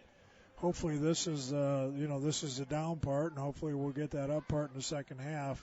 I've seen Avon play better, but, my concern right now, and I'm sure the concern that they will try to address at halftime, is they've just got to get out there and play a little looser and play with a little more confidence and, figure out a way to kind of slow things down here with Pike. On the other end of things, I don't know that Pike is capable of playing better. Hopefully they've kind of spent things out here in the first half and left everything they have, and we can get Avon out here in the second half to come back and make this game a little more competitive.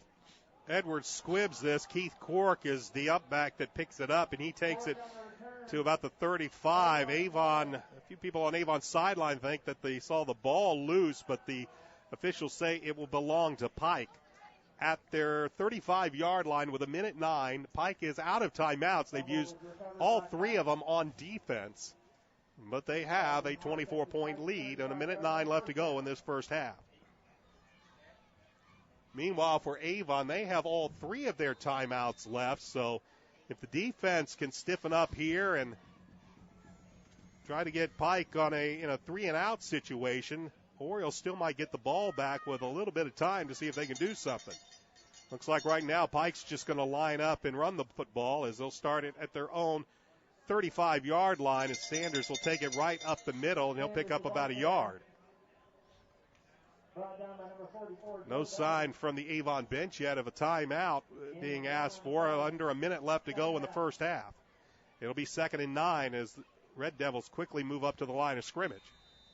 They will, I'm sure, milk this play clock for all it's worth. If the Orioles are going to be... I wouldn't count on it. Coach Moyers, I know him well enough. He'll put one up. Well, the gives to Sanders, and he is blown up by Dane Thomas. Thomas shoots in, and he brings down Sanders for a big loss. But the clock is still running. Now I would agree with you. It's a loss of about 6 on the play, back to the 30-yard line. It's 3rd down and 15. They don't even have to run a play, and I doubt that they will. And it looks like the Orioles are content to let the clock wind down. The Red Devils do the same, and they will go to the locker room as the Red Devils, they have a very good overall effort here in the first half. Offense, defense, and special teams. They lead the Avon Orioles by the score of 34-10.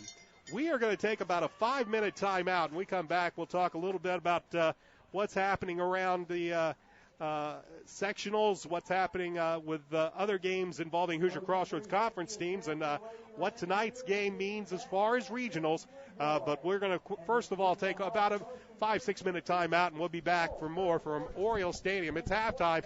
Avon trails Pike by the score of 34-10. Keller Fine Jewelers, generation of jewelers, wish all the Avon athletes a great year. Larkin Collision Center has proudly been serving the Avon community for over 25 years.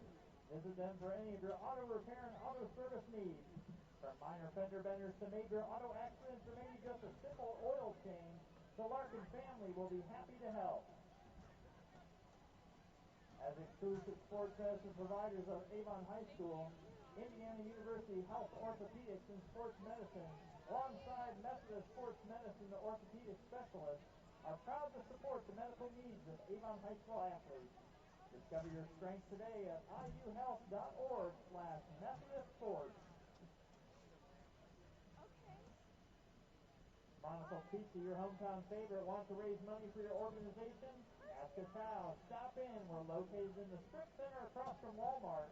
Or call us at 271-2727.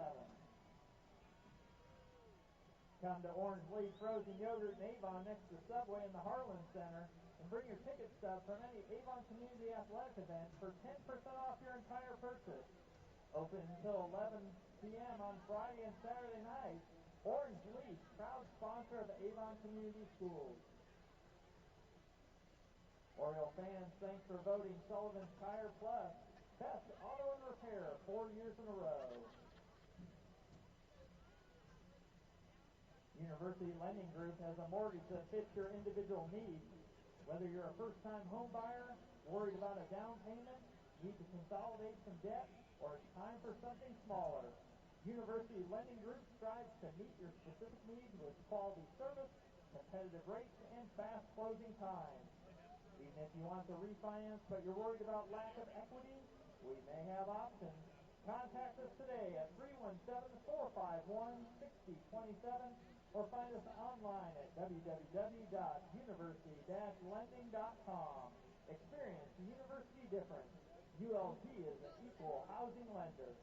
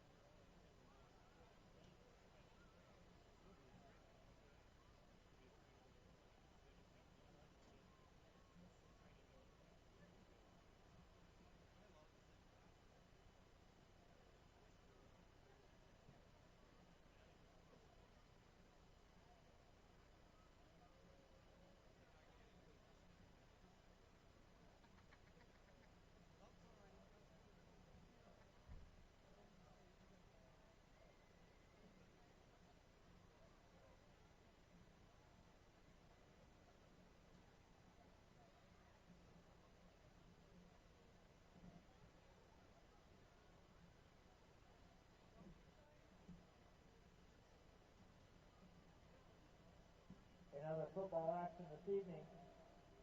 McCutcheon 6, Fishers 3 at the half. Lawrence Central 14, North Central 7 at the half. Cathedral 27, Roncalli 7 at the half.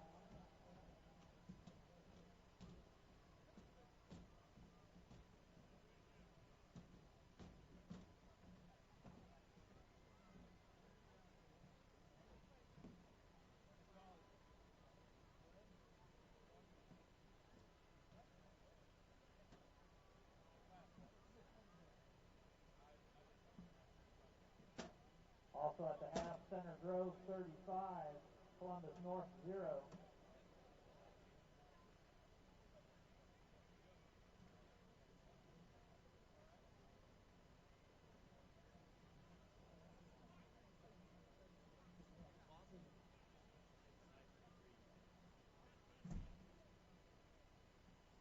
Also in the second quarter, Ritter 27, Broad Ripple 0. Halftime at Orioles Stadium, and the Orioles find themselves on the short end of a 34-10 deficit against the Pike Red Devils. Alongside Dave Shelbourne, my name's Brian Scott, as we take a look around at what's been happening in sectional action. Of course, really the only one we are really concerned about as far as it relates to this game is what's happening over in Sectional 5. That championship game there is being played at North Central, where Lawrence Central, who is undefeated on the season, 11-0, they're taking on North Central tonight. And right now, Lawrence Central is up in that game at the half by the score of 14-7. Should Avon manage to pull off a good rally and come back and win this game, Avon, they would have to start next week on the road. Doesn't really matter what happens tonight. They will be on the road for next week. Pike, it kind of depends on who wins and who loses, but right now we'll just leave it at that. That is what's happening as far as it relates to this game. Of course, as we mentioned, Pike comes in tonight looking for their second sectional championship in their history. They won back in 2007 in Coach Derek Moyer's first year with the Red Devils, and that year they took it all the way to the semi-states. They won the semi-state. They fell to Carmel that year. So Pike has a sectional and a regional win. For Avon, they are looking for their seventh sectional title. Their last one was back in Coach Mark Bless's first year with the Orioles back in 2010. Before that, you'd have to go back to 2005 when my good partner here, Coach Shelbourne, was at the helm of the Orioles. But for Avon, this makes their fifth consecutive season in the sectional championship game, but still looking for their second win in these 5 attempts. And right now they find themselves down by 24 points at the half. As far as what's involving Hoosier Crossroads Conference teams, 2 teams other than Avon are still alive in the tournament, and they're playing each other tonight. That is at Fishers, where the McCutcheon Mavericks picked up a win last week. They knocked off Noblesville by the score of 26-10. It's only the third win for the Mavericks all season long. Their other 2 victories belong against the winless Harrison Raiders. But right now at the half, we understand that McCutcheon is leading Fishers at the half. I believe the score is 6-3. And, of course, the other game involving an HCC team, of course, is right here with Pike taking on Avon. Of course, Pike out of Conference Indiana. They finished second in the league, but they finished second behind Lawrence Central, who finished currently with an unblemished 11-0 record, 7-0 in the conference. Lawrence Central is at North Central tonight. Pike is here at Avon, and Columbus North is at Center Grove, and I think I heard that Center Grove is winning that game at the half.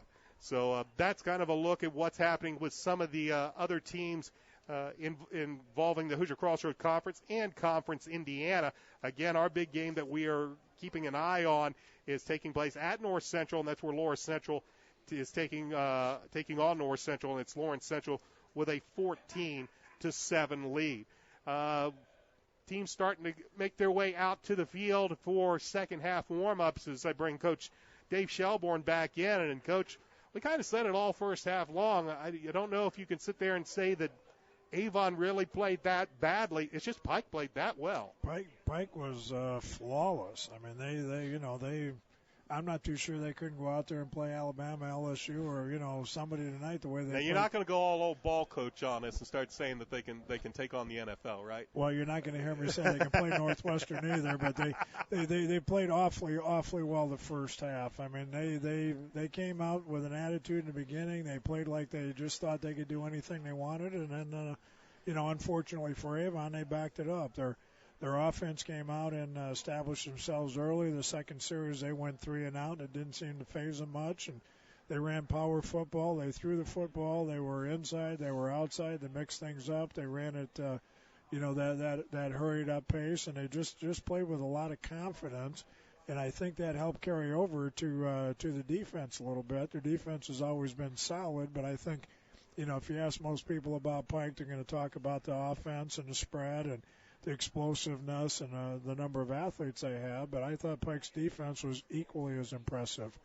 Avon has moved the ball, as we mentioned, sometimes inconsistently during the season, but they've always been able to put some points up, and they've mixed things up, throwing and running the football. But tonight, they've got 10 points, but they've, I really have to say they've struggled a little bit. They haven't been able to establish anything to hang their hat on. They've had a play or two here and there, but we mentioned I don't think they've been able to get the ball to Jalen Edwards yet, and he's been their big play receiver. I'm not too sure that the Green is usually able to pop a trap or a little quick dive in there, and he hasn't done that yet either.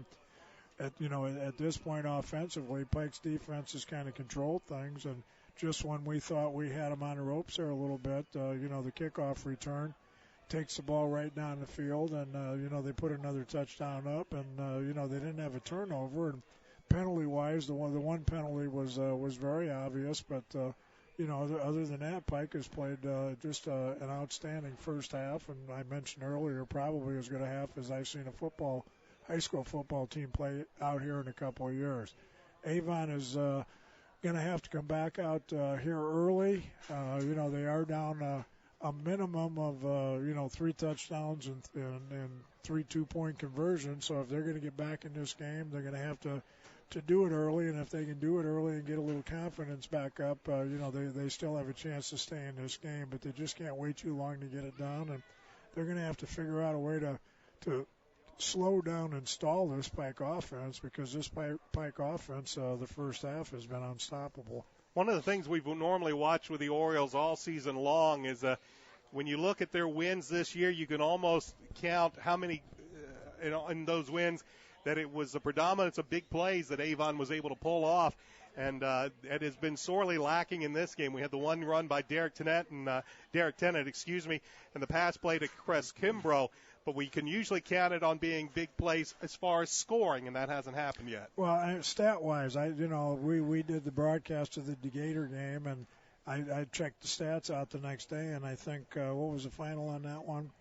We beat Decatur pretty handily, and I checked the stats in the paper the next day, and we only had 7 first downs. So, it was either there weren't a lot of drives that night. And just to kind of follow up on the comment you just made, we had 5 home runs that night. I think we had 35. I think we had 5 touchdowns, if I remember correctly. But other than that, it was big plays, or it was 3 and out, and you can get away with that against some teams or some games. But when you're playing, the further up the tournament trail you get, the tougher that gets. And tonight against this, at least tonight especially, this outstanding Pike team, they're making you earn everything on the offensive point of view, and you're going to have to play a flawless execution. And right now, overall, I'd say the Avon offensive line is going to have to pick things up a little bit, because we're struggling running the football, and at times that Cole Johnson has tried to get back there to throw the ball.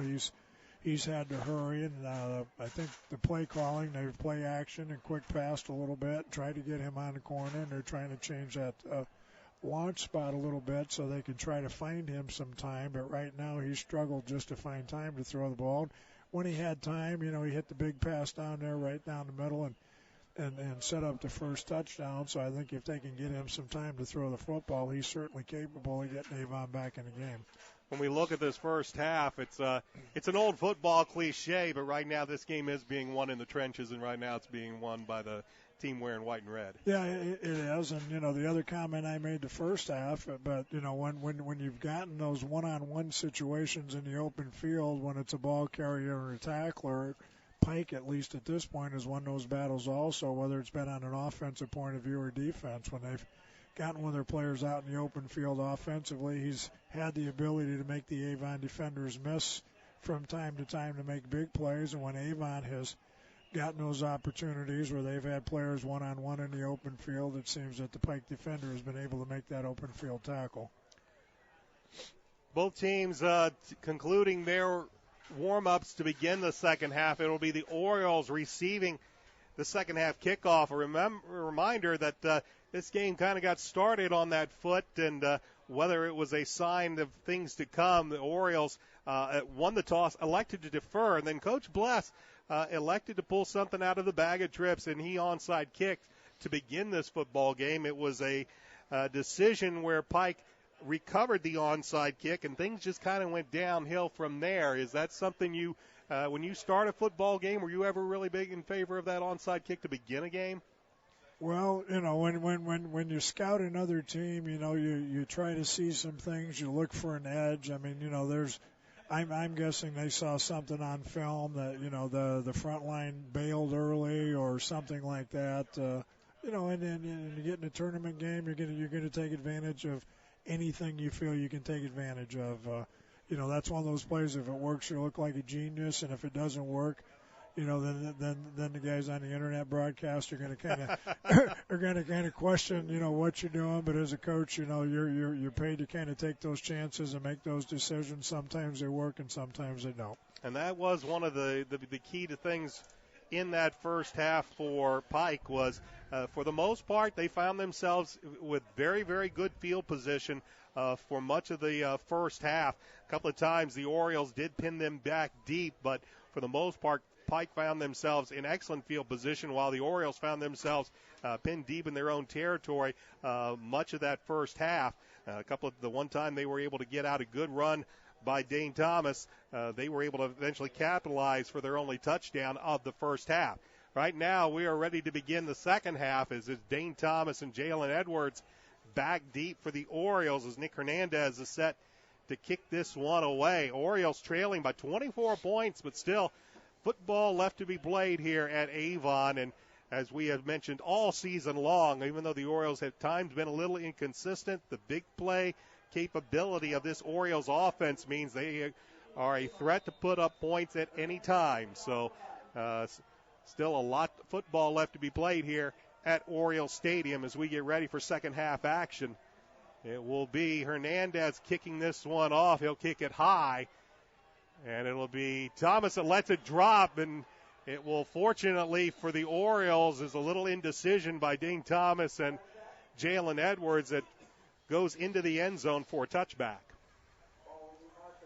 Well, Coach, you mentioned it earlier. One of the things that'll make a coach nervous is those kickoffs that end up touching the ground. Yes, without a doubt.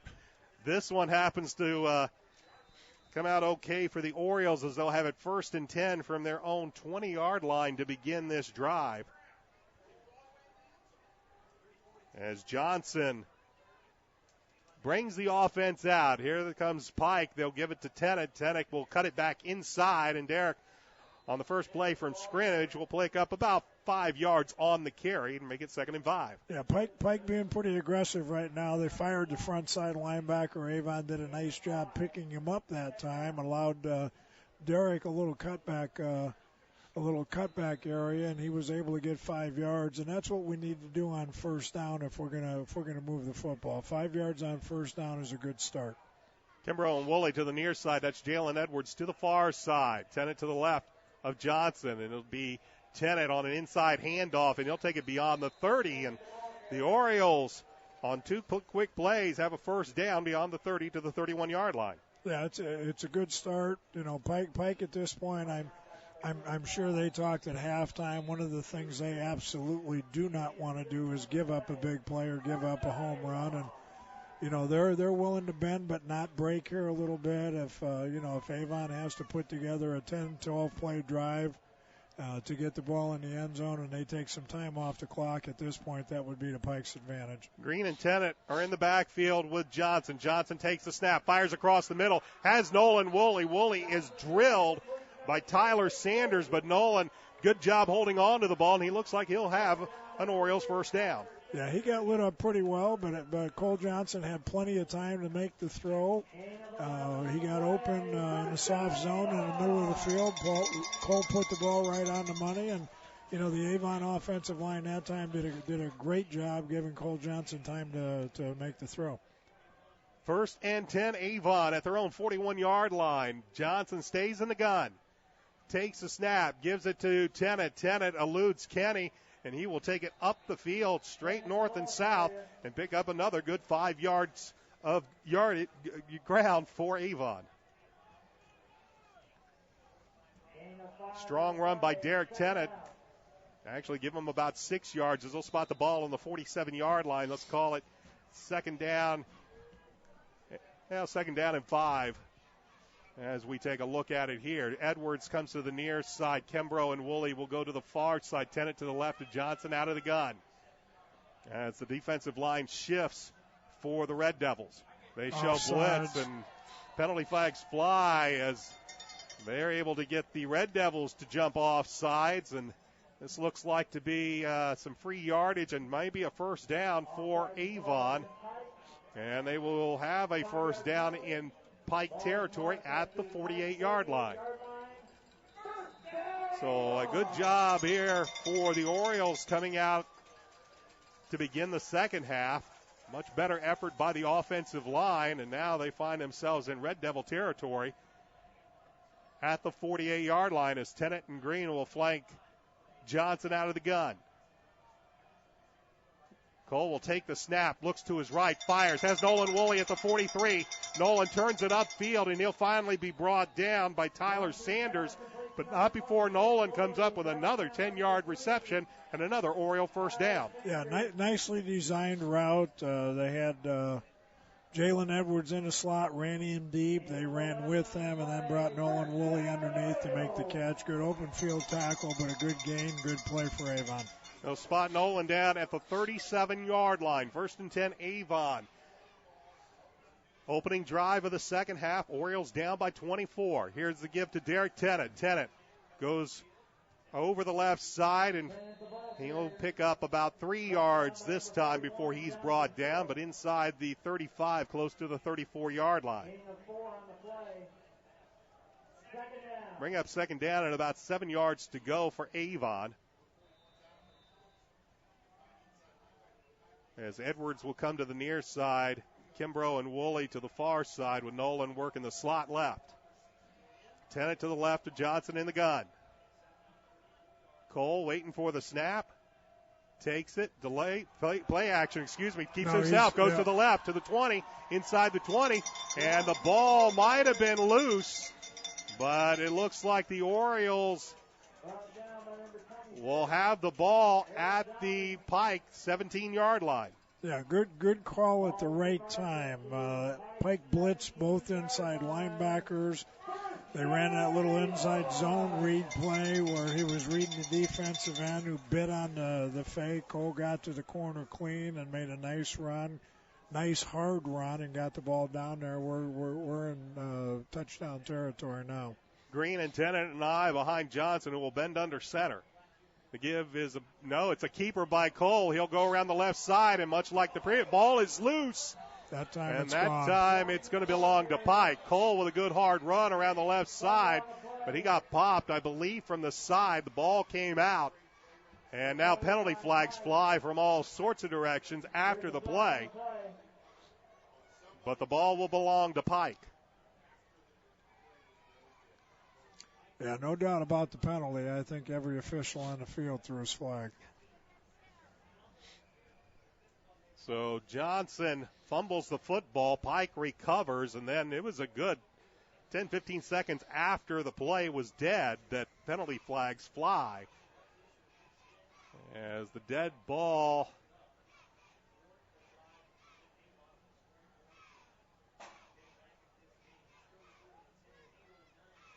It's a personal foul against Avon. Dead ball foul, personal foul coming in. So if you're going to have a fumble, you were hoping to maybe keep Pike pinned deep in their own territory. But in the end, the 15-yard penalty will also give Pike a little breathing room out beyond the 20-yard line to the 22. Yeah, tough drive. Avon moved the football, looked like they were going to get the ball in the end zone, and now not only do they turn the ball over, but with the penalty, they give Pike good field position to start their drive. So Brent Lyles, who had a good first half, but not as good as Taylor Sanders, who has the ball. Sanders will be brought down. Mac Duffin, I believe, was the first player there to bring him down. Got a holding penalty here on Pike right out in the open field, so that'll be going back. It's a gain of only a couple of yards, but the hold will pin Pike back.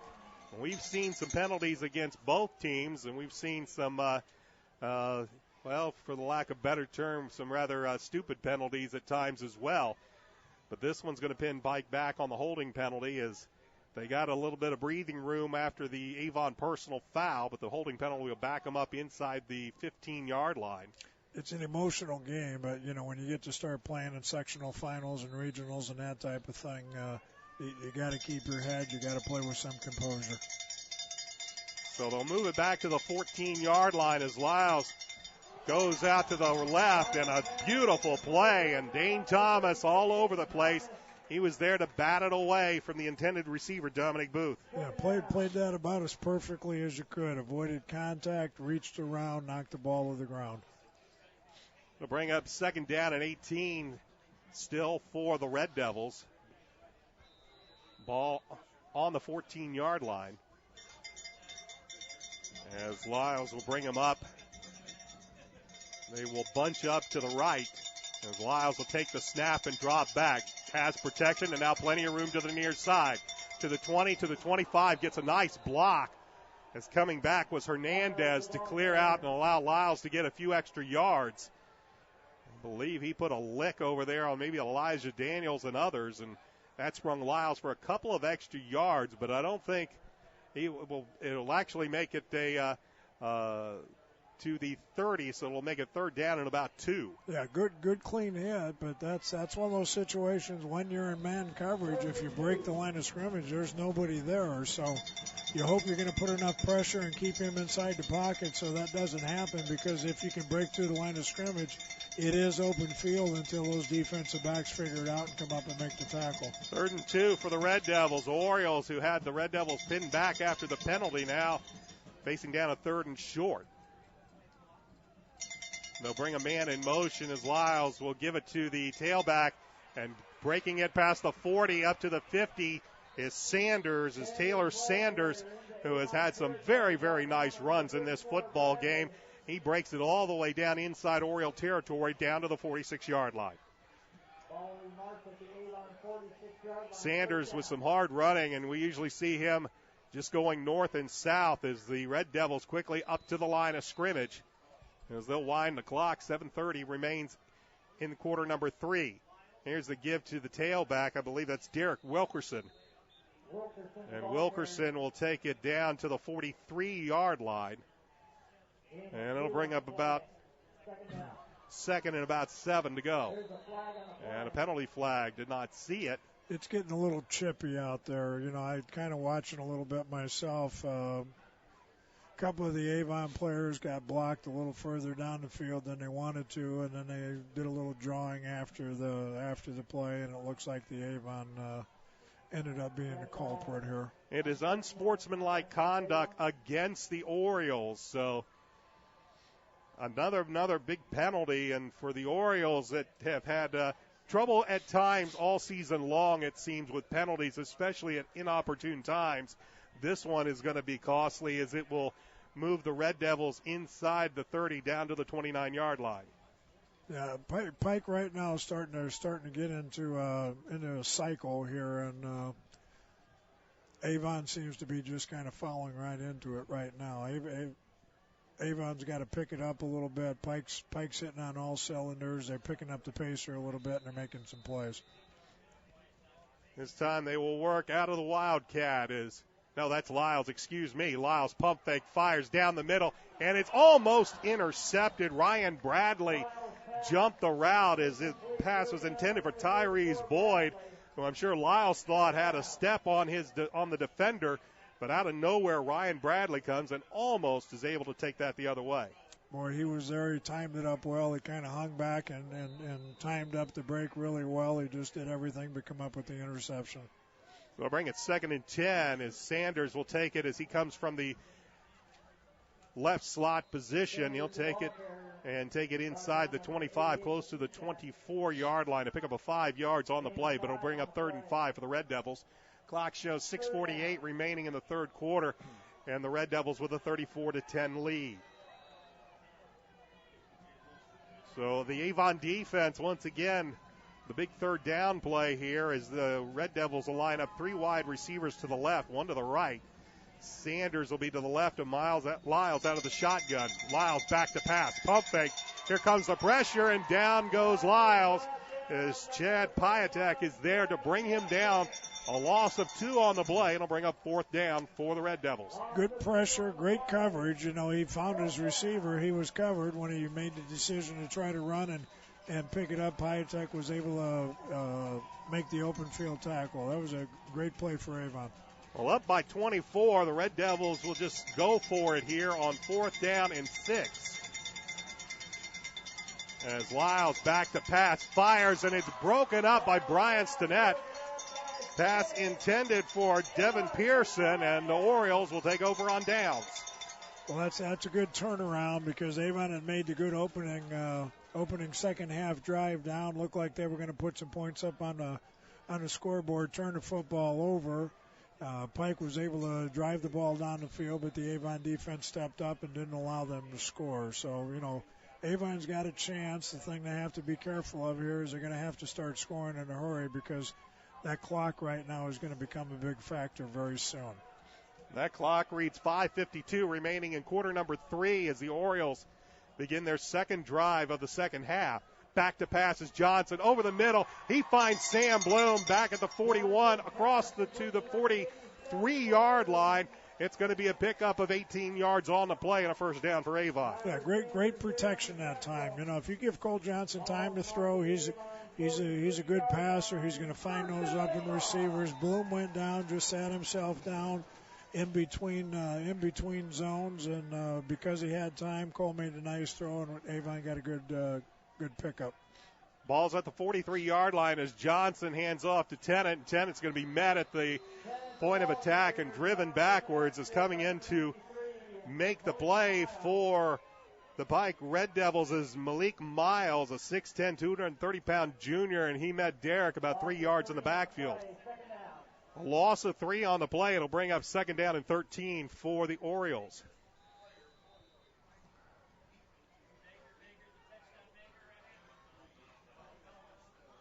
As we see Cody Baker into the game for the first time tonight. He lines up just behind Johnson in the pistol. Johnson gets pressure, rolls out to the near side, looks downfield, fires, and it's almost intercepted. Looking for Sam Bloom. Penalty flag comes in late. Keith Cork trying to jump in front of Bloom, thought he almost had the pick. But let's see what the penalty flag's about. And we'll have an ineligible man downfield, which is bound to happen sometimes on those plays when you've got the quarterback flushed out. Found a man a little too far down the field. He was open, though. He was open. Cole made a great athletic play there. I mean, 2 guys came off the corner clean, unblocked, and he faked and ran around and bought himself a little bit more time and, you know, tried to make the throw on the run. They will elect to decline the penalty as it will be 3rd down and 13 for Avon. So the Orioles, again, with a big 3rd down here. Again, we have not seen Jalen haul in a completion yet, and we'll see if the Orioles look for him on this 3rd and 13. Pike shows blitz. They come from the corner. Here's a pass down the field, and it looks like Nolan Woolley was the intended receiver, and he kind of cut his route short.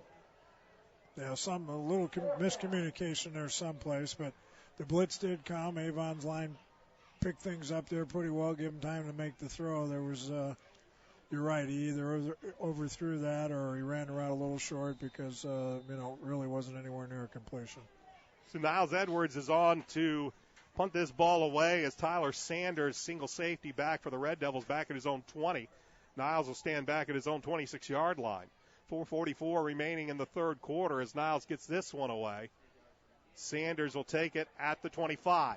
Goes upfield, and he'll pick up about 6 yards give him about 9 yards on the return, as they'll say he got out to about the 34-yard line, and the Red Devils will take over there, 1st and 10, with 4:34 remaining in this third quarter, and the score remains as it was at the half, with Pike out in front, 34-10. Well, I'm going to see if I can jinx them because they haven't had a turnover yet, and you know how it is in a baseball game when you tell a guy with a no-hitter in the 7th or 8th inning, hey, you got a no-hitter, and the next guy up gets a hit. And every player on that other team has already been yelling that for about 3 innings. Hopefully by mentioning that, we'll see something happen. We'll see what Brent Lyles does. He gives it to Sanders. Sanders is going to get swallowed up by a host of black shirts. Looks like he still will manage to pick up a yard on the carry, but that is all, as a host of black-shirted Oriole defenders will take him down at the 35-yard line. Pike is playing at just a frantic pace. I mean, even that play that was stuffed, I mean, they're down on the ground, they're up, they're lining up, they're getting into the next play. It's like they're hurrying to get 100 plays in here tonight. Edwards steps up, now has room as he'll take it straight up the middle, and Brent Lyles, will take it up to about the 45-yard line, and he will have enough for a Red Devil first down. He's a good athlete. He's played with a lot of composure. He's in his second season as a starter. He beat out a Big Ten player last year as a sophomore to play, and he's a very impressive player to watch. He's got a good arm, great runner, runs this offense very well, and again plays with a lot of confidence. Once again, the give is to Sanders, who will take it up the middle as McDuffin is there for the stop. Also, Chad Skaggs coming off of the bottom of the pile, but it's a pickup of a couple of yards to the 47-yard line. It'll be 2nd down and 8 for the Red Devils. Clock continues to move, though. 3:22 remaining in the third quarter. Time is not on the side of Avon, as Lyles will check over to the sideline with Coach Moyers. 4 wideouts in the package, 2 to the left, 2 to the right. Lyles flings it over to the right. Pass is complete to Hernandez, and Hernandez will be wrestled out of bounds over there on the far sideline. And it will not be enough for a first down. It does take the ball into Avon territory, just shy of the 46-yard line. It'll be 3rd down and a long yard and a half. Just got an update. Fisher's 24, McCutcheon 6. So McCutcheon, who had a 6-3 lead at the half, can't make that stick as Fisher's up big here now, or I should say up here in the second half. Meanwhile, the Orioles watch as Lyles will just take it and go right behind 6'1", 245-pound junior center Jalen Allen, and looks like he will have enough for the first down as they'll take it inside the 45 to the 44-yard line. So it'll be 1st and 10 for the Red Devils as we are under 3 minutes to go in the third quarter. 34-10 is our score. Pike has led throughout. Lyles, once again, with the check with me over to the sideline. Sanders to his right. Takes the snap. Looks, pump fake, throws down the field, has a man. Penalty flags come flying in, and hauling it in and bringing it in is Tyrese Boyd, as he just stripped it right out of the hands, I believe, of Ryan Bradley. 2 flags, though, are out on the field. Yeah, it's going to be pass interference against Avon, so they're going to take the touchdown. And again, nice throw and nice catch, but, he had all day to throw the football. He just sat back there, he looked around, looked for a couple of receivers that he wanted to go to. They were open. You're playing that man coverage. It's tough to stay with a guy going deep for that long a period of time. He was able to finally break free, and when he was starting to run by our guy, he grabbed him and got caught. But the key to that play, and I think the thing that Pike has done very well all season, and especially tonight, is they're giving Lyles a time to throw. Hernandez on for the point after. High snap, good hold, kick is up, and the kick is good. 2:31 remains in quarter number 3, and the Red Devils have lengthened it to a 31-point lead. They lead Avon 41-10. You're watching Oriole football on Audio Sports Online and xrbradio.com. I want to thank our regular season sponsors of Oriole football. That'd be Reynolds Body Shop and, of course, the Hendricks County Flyer. Big thanks go to both of them for sponsoring Oriole football during the regular season. We couldn't have done it without you two.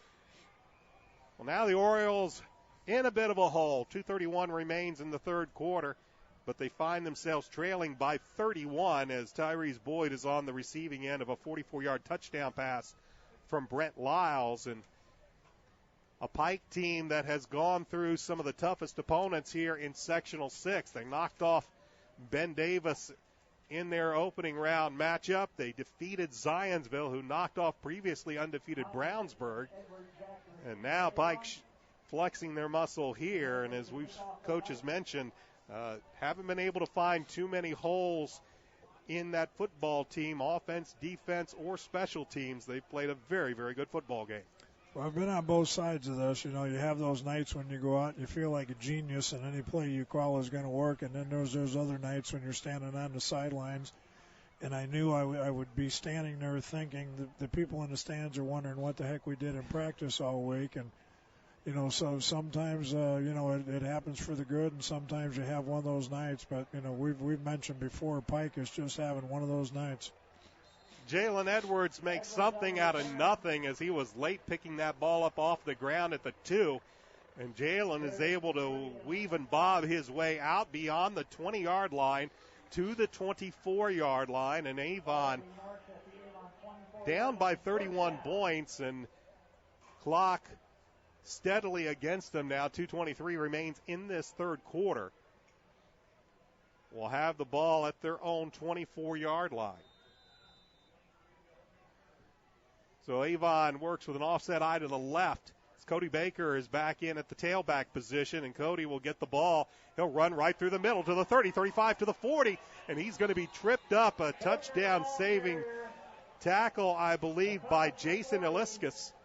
And Eliscus was able to just trip up Cody enough at the 43-yard line. Yeah, good run, good opening at the point of attack, just a basic power play. And at this point, again, I'm sure Pike is, kind of content just to take their time, let some clock run off, let the game end here as best they can. This is Baker on a bit of a stretch play, and he has met and driven backwards. Tackle made by Quentin Moon, 6'1", 195-pound sophomore linebacker after Cody picked up about a yard on the play.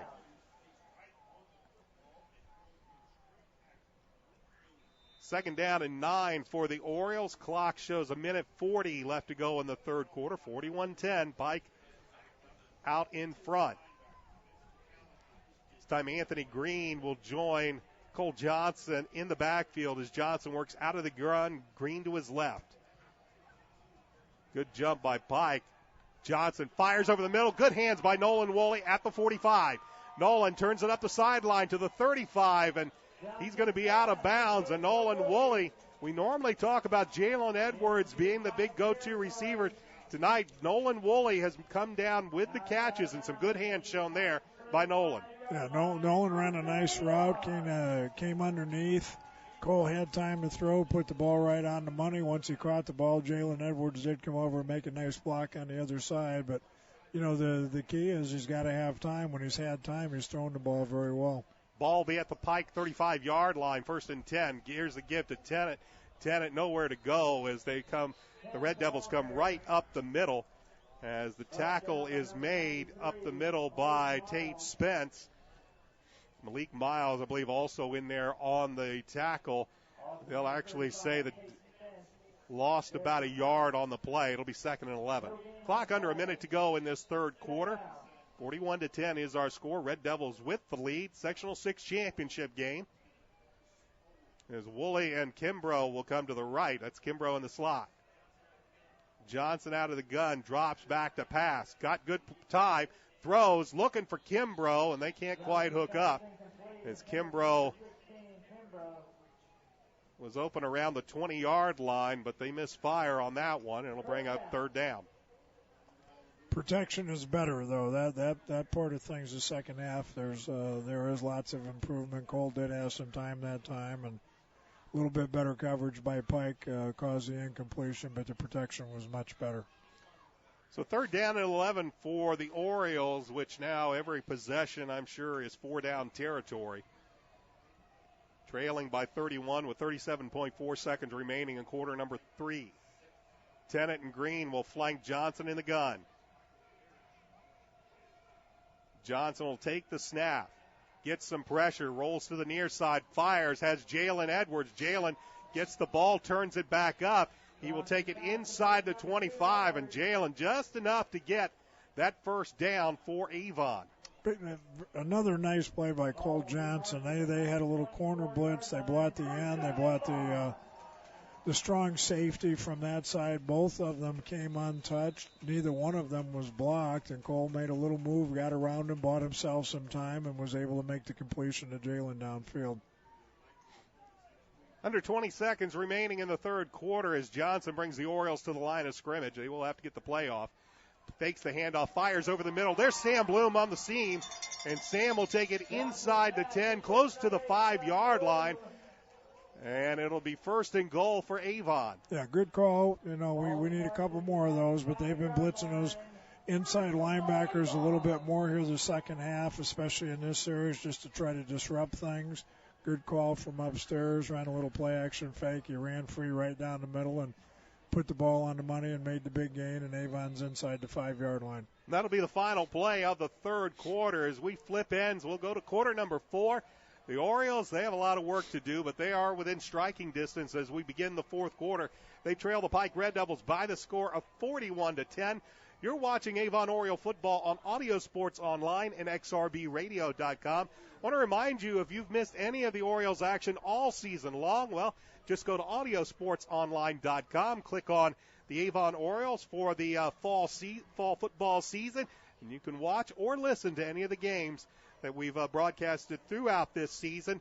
I want to thank Dave Shelbourne. Been a great partner all season long. Hopefully we'll have another game in us, but we've got 12 minutes of football left to figure that out. Also want to thank Doug Edens, who was our cameraman for the regular season. But it's been a fun season, and like I said, if you've missed any of the action, go to Audio Sports Online, and it's there totally free of charge, 24 hours a day, 7 days a week, 365 days a year. It's the Avon Oriole podcast. Also, you can listen to some of Coach Bless's coaches' podcasts that he and Rob Kendall had through the season. We'll have basketball for you here very soon. Catch the Avon Orioles right here on Audio Sports Online. We'll flip ends and come to the other end of the field, but the Orioles will have it first and goal from the 5-yard line as we begin quarter number 4, trailing 41-10. The give is to Tennant. He will cut through the left side, and he will take it inside the 2, close to the 1-yard line before David Kenny brings him down. They'll spot him just outside, or they'll spot the ball at the 2-yard line. It'll be second and goal from the 2. My buddy Eric Hoagland doing the video tonight. And we thank him. It is much appreciated. And he's sitting here on a cold night as Johnson will dive over big Chase Alexander, and they'll say Cole was in for the touchdown. Well, Avon hanging in there. A lot of character on that drive, still hanging in there even though they're down. Brought that ball down the field. Had some key plays, some key pass plays especially to get them down the field and put one up here. Going to need some breaks, but at least we're closing the gap. Niles Edwards, who has had a good season for the Orioles, he puts this one through, and with 11:26 remaining in the fourth quarter, the score is now 41-17 for the Pike Red Devils. And Coach So often we look at kickers, and a lot of people say, well, they're just the kicker. But Niles Edwards has had a good season for the Orioles all year long. He's, again, he's one of those kids. He does play with that confidence that I talk about all the time. I mean, he's very comfortable out on the field. He does the kicking and punting. He's done it now for three seasons. That kicker last week, he won that game last week, but he's had plays like that throughout his career. So he's got a lot of confidence. I know the team has a lot of confidence in him. He's able to handle some tough situations back there, sometimes on punts with snaps and getting the ball off and heavy rushes. And he's kicked the ball in the end zone, I think, the majority of the time this year. So, yes, he's had an outstanding career for the Avon Orioles. Well, we saw Coach Bless come out with the onside kick to begin the game, and now trailing 41-17 early in the fourth quarter. We're likely to see this every time Avon's able to put some points on the board, as Niles will set this ball up on the far right hash. Well, the key here is, you got to figure out a way to slow down the Pike offense. I mean, the Pike offense has been pretty much unstoppable, and in addition to that, they haven't turned the ball over either. Sometimes in an offense like this, where you're as wide open as they are, they'll make an error, but they just haven't made any errors out here tonight. Good hands there by Pike's Darius Dupree, as one of the new rules that was implemented in high school football is the kicking team cannot touch the receiving team until after 10 yards, till the ball's gone 10 yards. So you're seeing a lot more of these hard kick, onside kicks, hoping to bounce that off of one of the receiving team players and then try to jump on it. That time Dupree's able to bring it in for Pike, and they'll have it 1st and 10 from their own 41-yard line. They lead 41-17, 11:25 left to go in the football game, as the give is to Sanders. Looks for some room around the left side, finds some, gets to the 50, down to the 40, and he finally is going to be pushed out of bounds on that far sideline. Well, that's one of those plays, again, that I mentioned. I mean, the Avon defense was there. They had him tackled for a 2-3 yard loss. From this angle, he broke at least one tackle, if not two. Once he got past the line of scrimmage, then it's a matter of chasing him down with your secondary people. But he just made a good play in the backfield to get himself around the corner and pick up that game. Ryan Bradley finally able to push him out of bounds, but the Red Devils have it in Oriole territory at the 43. There's a give to Sanders straight up the middle. He'll take it inside the 40 to the 39-yard line, and that'll make it 2nd down and about 7. Yeah, not that they're going to shut down their offense, because that's not Coach Moyer's style. But right now, you don't want to stick this in your back pocket or light up that victory cigar yet. But they want that clock to run. They want to make sure they come out of here without an injury and without looking too far ahead. They want that clock to run out. That's Booth in motion, but the give is to Wilkerson, and Wilkerson will take it up the middle before he is brought down. Daniel Falk actually made the tackle for the Orioles, but not before Wilkerson is going to be able to give the Red Devils a 1st down at the Oriole 32-yard line. So they'll move the chains and then move the clock as we're under 10:40 left to go in the fourth quarter. Red Devils at the Oriole 32-yard line. Well, you can tell they're trying to slow it down. They actually got into a huddle. They're actually huddling up, and the play clock is down to 4. As Lyles goes under center, and he will give it to Wilkerson. Wilkerson will break through, and before you know it, he's down to the 25-yard line. Kind of got lost, and now another penalty flag. Elijah Daniels involved in that. Looked like Jordan Marshall also.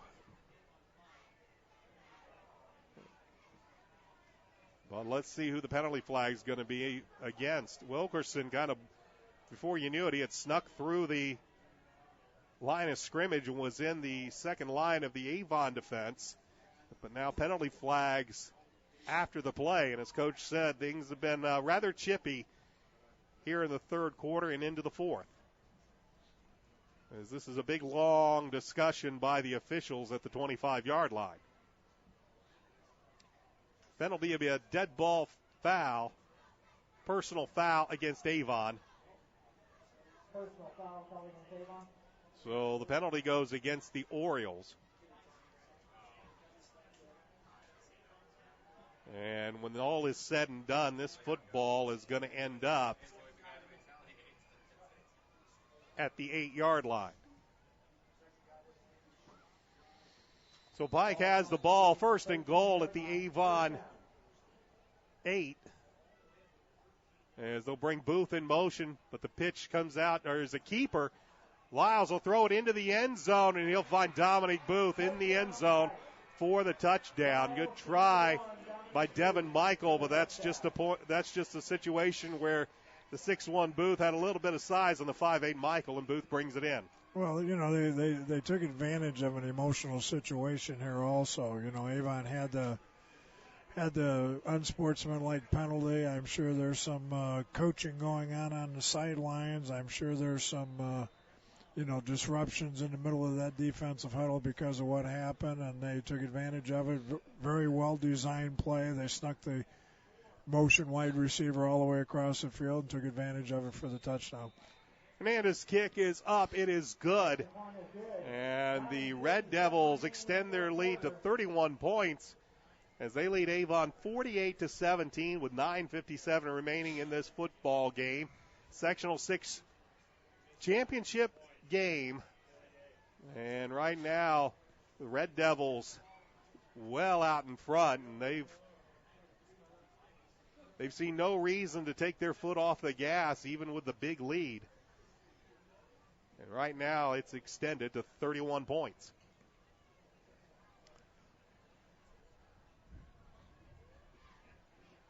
So it'll be Hernandez on to kick this ball away, and we've watched certain aspects of the Orioles throughout the season when they've lost games. You can look at certain phases here or there. They've not done overly well on the kickoff returns.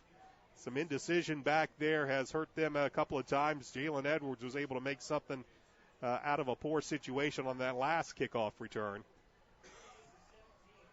As it will be Thomas and Edwards dropping back.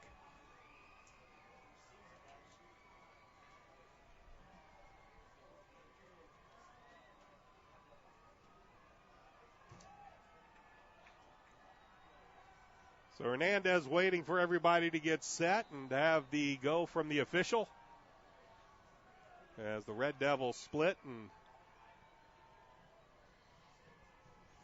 they're ready to kick this ball back to Avon. Hernandez puts a foot into it, a high kick. It'll be Edwards that will go through his hands and go in through the end zone for a touchback, and Avon will have the ball first and 10 from their own 20-yard line, trailing 48-17, 9:57 remaining in the fourth quarter. Yeah, as a head coach at this time of the game, you want your kids to keep their head in there and keep competing. The chances of overcoming a 31-point deficit with less than 10 minutes to go is probably not realistic. But you hope your kids will at least continue to compete and do what they need to do and keep their composure. And at least, finish up the season. They did make it to the sectional finals. They did have a good season, especially a nice tournament run. I think we've got an illegal substitution penalty here. Well, and that's about the third time that the Orioles have started a drive with a penalty. And this one, straight out an illegal substitution, will push them back to the 15-yard line. So already the Orioles working out of a hole to begin this drive as Johnson has Baker and Green. And it will be Baker met in the backfield by the defenders for Pike as he had nowhere to go, because as soon as Cole gave him the football, he was brought down in a hurry. And Malik Miles was in there for the tackle, as well as Blake Littleton. So another loss of a couple of yards on the play is going to make it second down and 17 for the Oriole offense. They'll bring Edwards to the near side along with, I believe, Nolan Woolley. Here's a give to Cody Baker. Cody will find some room up to the 20-yard line to the original line of scrimmage, but it will bring up third down and 10 for Avon. Clock moves as we approach the 9-minute mark in the fourth quarter. Gain of 8 on the play. Third down. 8-yard gain by Cody Baker. But the Orioles have 10 yards to go for a first down. Edwards to the right, Woolley to the left are the wideouts. Johnson gets pressure, runs out of it, now takes off up the middle to the 35, and he's going to be tripped up and brought down shy of the first down. They'll be about 1.5 yards shy. And Coach Bless is going to elect to send Niles Edwards to punt this ball away. So fourth down and about 1.5 yards, and the Orioles send Edwards out. Red Devils belatedly are sending Tyler Sanders back as a single safety, but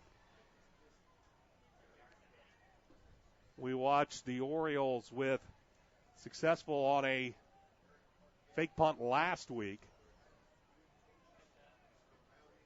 And they will try it again as the ball is gone to the punt protector. Did not see who the direct snap was to. It was to Nolan Woolley. And Nolan was not able to get to the first down as Pike sniffing that out all the way. We saw that last week against the Patriots of Terre Haute North. And Pike had it scouted very well and defended very well, and Nolan was only able to gain about 0.5 yard, and the Orioles will turn it over on downs. It'll give Pike the ball at the Oriole 29-yard line with 7:58 left to go in this fourth quarter. 48-17 is our score. As Lyles brings the offense out. All right, it's actually Beau Trudeau, and the handoff is given to Eric Harrison. Beau Trudeau, yes, you heard, that is the younger son of former Colt quarterback Jack Trudeau. And now with a 31-point lead, he's getting some action here for the Red Devils as Coach Moyer's bringing in many of his second-teamers. The game well in hand now, and the loss, though, of a couple on the play by the tailback, Eric Harrison. Yeah, this is good, at least for Pike, for a lot of reasons. They get those backup kids that work so hard in practice, some playing time. They'll have some stories to tell when they get older about how they got to play in the sectional final game. This is Harrison who takes the pitch, runs around the left side, and simply runs into the end zone. As the Orioles looking a little bit deflated on that play. Nobody, just a few arm tackles and a few arm hits. And Harrison was able to just run around the left side, and from 26 yards out, he puts another 6 points on the board for Pike. Well, that increases the lead to 54-17 as Hernandez on for the point after. Just a simple little pitch as Trudeau pitches out to Harrison, and Harrison around the left end, down the sideline, and into the end zone.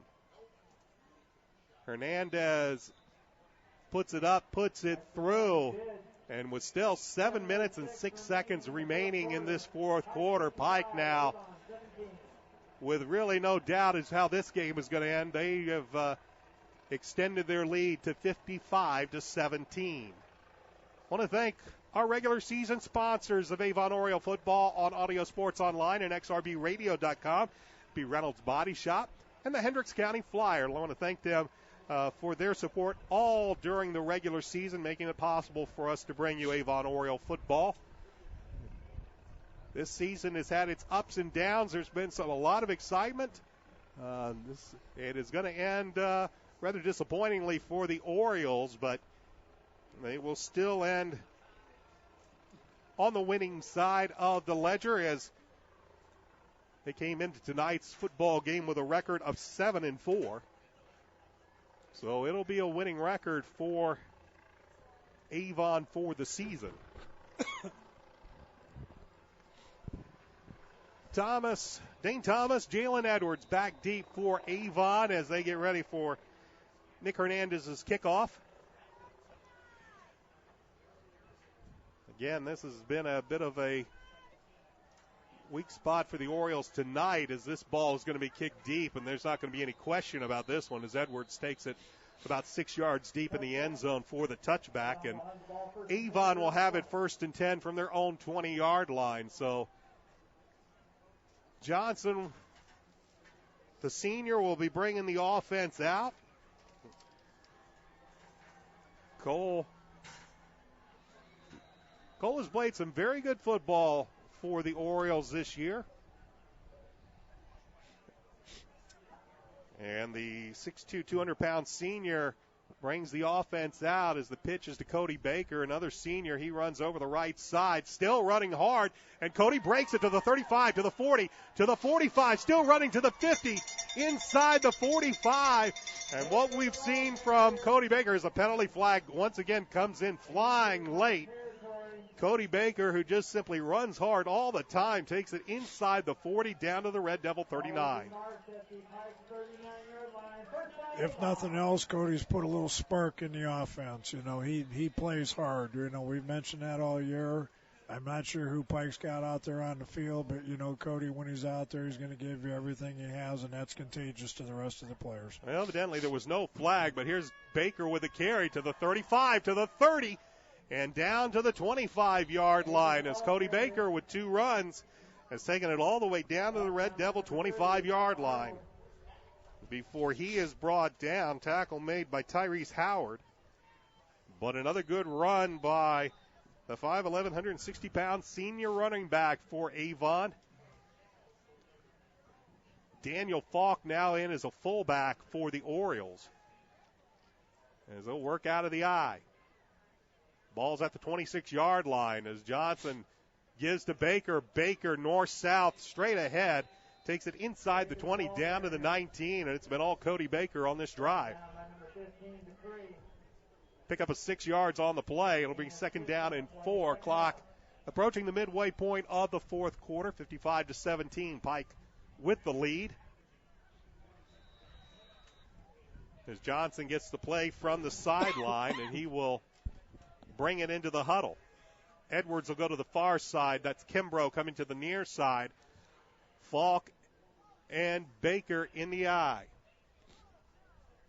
And it is Baker, but this time Baker is not going to find a whole lot of room before he is brought down. Camille Denny was in there to bring him down for a loss of a couple on the play, and it'll bring up 3rd down and 7 for the Orioles.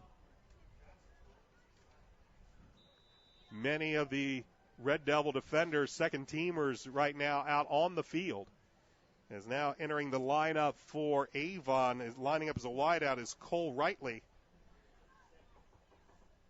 The give is to Baker. Baker looks for some room, dances around the right side to the 15, to the 10, to the 5, and into the end zone for the touchdown. Cody Baker scores from 22 yards out, and they put the touchdown on the board.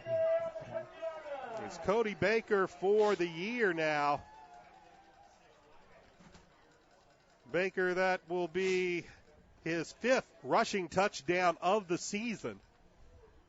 And good hard runs all the way down the field by the senior tailback, and he puts 6 on the board for Avon. Little pride touchdown and a good thing. I mean, you know, if it's nobody likes to lose, but at least, you know, you want to give your best effort. You want to play as hard as you can to the end of the game. And the Avon offense that time certainly did it on that drive. Cody provided a little spark. The linemen will block a little harder. The wide receivers will get downfield and do their job a little bit better. I mean, Cody kicked it into gear, ran hard, and wasn't going to be stopped. So that touchdown will make it 55-24 with 4:57 remaining in this fourth quarter. I want to remind all of you that might be watching, you need to turn out tomorrow afternoon at 5 o'clock. You can watch it on ihsaa.org. It is the Avon volleyball team. They are playing in the state championship game tomorrow at 5 o'clock. They will be taking on Carmel as the Lady Oriole volleyball team makes their return trip to the state championship game. And you can watch that game on ihsaa.org. That match is set to begin at 5 o'clock. The Avon Oriole volleyball team, we wish them the best of luck in tomorrow night's match. Edwards is going to tee this ball up right in the middle of the field. On the last onside attempt, he was over on the right hash. And this time, they will simply send Tyler Sanders back as the lone kick returner, and he's standing at his 15 as everybody is bunched up in the middle. Edwards comes up, and he kicks it deep. Actually, that is not Sanders, but he will taking it at the goal line, and actually, fortunately for Pike, the returner actually stepped on the end line, as that was Eric Dobbins. As Edwards elected to kick it deep, Dobbins fielded the football, but he had a foot in the end zone, and by rule, that's a touchback. It'll come out to the 20-yard line. So 4 minutes and 56 seconds remain in the fourth quarter. 55-24 is our score. The Orioles, Cody Baker scores from 22 yards out. And now Bo Trudeau and the Pike Red Devil offense back out onto the field.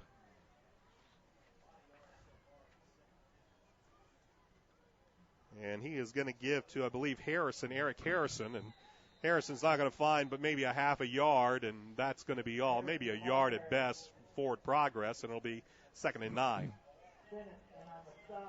Looks like they're going to let the second group work a little bit on their hurry-up offense here as well. Nope, they are huddling up. Bo Trudeau is a 5'11", 165-pound sophomore, but as we said, Brett Lyles is a junior, and what we've seen of him tonight and his performance through this year, Pike looks to be in very good hands at the quarterback position next season. Trudeau letting this play clock wind down, under 6 seconds left, and they'll give to Harrison. Harrison will be bottled up at the line of scrimmage, but then second effort will take it up to the 27-yard line, as initially it looks like he was going to be stopped for no gain, kept the legs moving, and in the end he picks up about 5 yards up to the 27-yard line. He'll bring up 3rd and 3. Kyle Jones is on the stop for Avon. 3:43 left to go in the fourth quarter.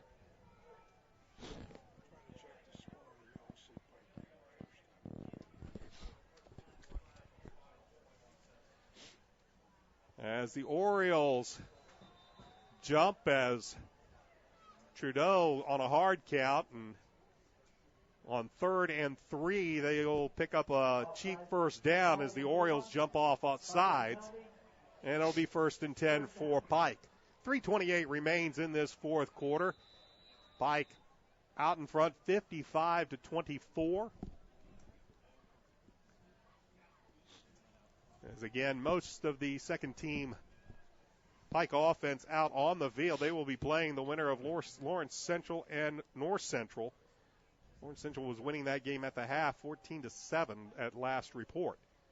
It gives to Harrison. Harrison up the middle for a gain, maybe a half yard at best. It'll be 2nd and long for the Red Devils.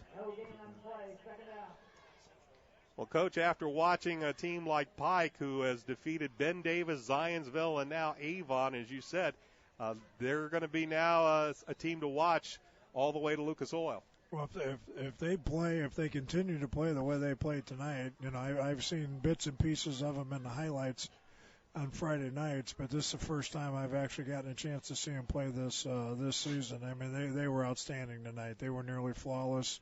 They were clicking on all cylinders, and they're playing extremely well. On 2nd and 1, Harrison will take the pitch, comes to the near side, and he'll pick up about 3 yards before he is brought down. Brian Stinnett, Dane Thomas, Ryan Bradley all in there on the tackle. And again, their offense has been just shy of awesome tonight, but that defense is really, I think, what really got them ahead in that first half, giving the offense good field position, and they really kept Cole Johnson off balance that entire first half. Well, I'm sitting here watching them again. I've only had a chance to see them once, but they're 8-3, and I'm sitting there thinking how they lose 3 times. I mean, if they played anywhere near this well, which they obviously didn't, and I know they got beat. Lawrence Central's an outstanding team, and I believe they got beat early. And I think they had the one probably off night, when Perry beat them. Perry must have played extremely well to get them. But, the playoff season is totally different. And, they've beaten 3 outstanding teams to get here. after tonight, 3 more wins, you got a state championship. So, you never can tell, what's going to happen from here on out. Pike's 3 losses this year were to Perry Meridian, as Coach mentioned, 18-14. Lawrence Central, who is very likely who the Red Devils will face next week, they lost that game 34-23, and their only game they were skunked this year was to Ben Davis, 24-0. Of course, they managed to get revenge on the Giants in the opening round of sectional play, 35-25. So Pike avenged that loss. As now Pike will take a timeout as they let the play clock wind down. 49.7 seconds remain in this contest. And Coach, we've said it's as this game winds down for the Orioles this year, we've seen some good things. We've seen some inconsistent play at best at times, but for Coach Bless, they still come away with a 7-5 record, a successful season. Just one of those woulda, coulda, shouldas at times. When you think of playing the potential a couple of times, they could be much better off. Well, they put together a nice tournament run, and like you said, we've had a couple of ball games where we didn't look good, and we came back and won. The one I think that they'll continue to scratch their head on, probably even into the off season, was that Lafayette Jeff game. But they beat a Hamilton Southeastern team that's a top level team. We play obviously in a very tough conference, but I was very impressed with the run here at the end of the year. Decatur's a good team. They got on the road, beat Terre Haute North, and came in here, and played against a team tonight that, as we mentioned, I mean, they didn't make any mistakes. They had no turnovers on offense and played well defensively. And overall, Coach Bless has done an outstanding job. He's got an outstanding program. Avon is going to continue with an outstanding program. The freshman team went undefeated this year, and they've got some good kids coming up. And they'll sit down in the off season and continue to do the things that they've done well, and they'll have some things that certainly they'll want to improve on. Coach Ballou will get the kids in the weight room and continue to make them stronger and faster, and Avon will come out here next year and continue the outstanding tradition that Avon has had here for many, many years, past me and all the way back to Coach Kaiser and Coach Weatherall and Coach Acton and some of the guys that, were out here before we were. Richie Steinmetz now in a quarterback, and that'll be a player that we will see plenty of next year as we take a quick thought about some of the seniors that will be moving on from the Orioles. Of course, Cole Johnson, senior this year, Nolan Woolley, Jalen Edwards. Of course, across the offensive line, Big Chase Alexander. We also take a look on defensively. Of course, we've talked about his name all season long, Dane Thomas, Devin Michael, Matt Batustik. Also will be moving on, Brian Stinnett, who was very impressive this year defensively for the Orioles as the clock winds down, and that'll be it. The Avon Orioles will fall to the Pike Red Devils by the score of 55-24. Avon finishes their season with a record of 7-5 as they fall in the sectional championship game. Coach, it has been my pleasure to have you alongside all season long. It has been much appreciated, and we look forward to doing this again hopefully next year. For the Indiana Football Hall of Famer Dave Shelbourne, my name is Brian Scott. The Orioles fall in the sectional championship game to finish with a record of 7-5 as they fall to Pike by the score of 55-24. It's been my pleasure to bring you Avon Oriole football this season. I want to thank our regular season sponsors, Reynolds Body Shop, and, of course, the Hendricks County Flyer. Also want to thank Brad Holsinger, the AD here at Avon High School, and also Rob Kendall with Audio Sports Online. Until next season, we hope to see you again. Stay tuned in the next few weeks. We'll have Avon Oriole basketball here for you on Audio Sports Online. Again, your final score, Avon falls to Pike by the score of 55-24. Until next time, so long, everybody.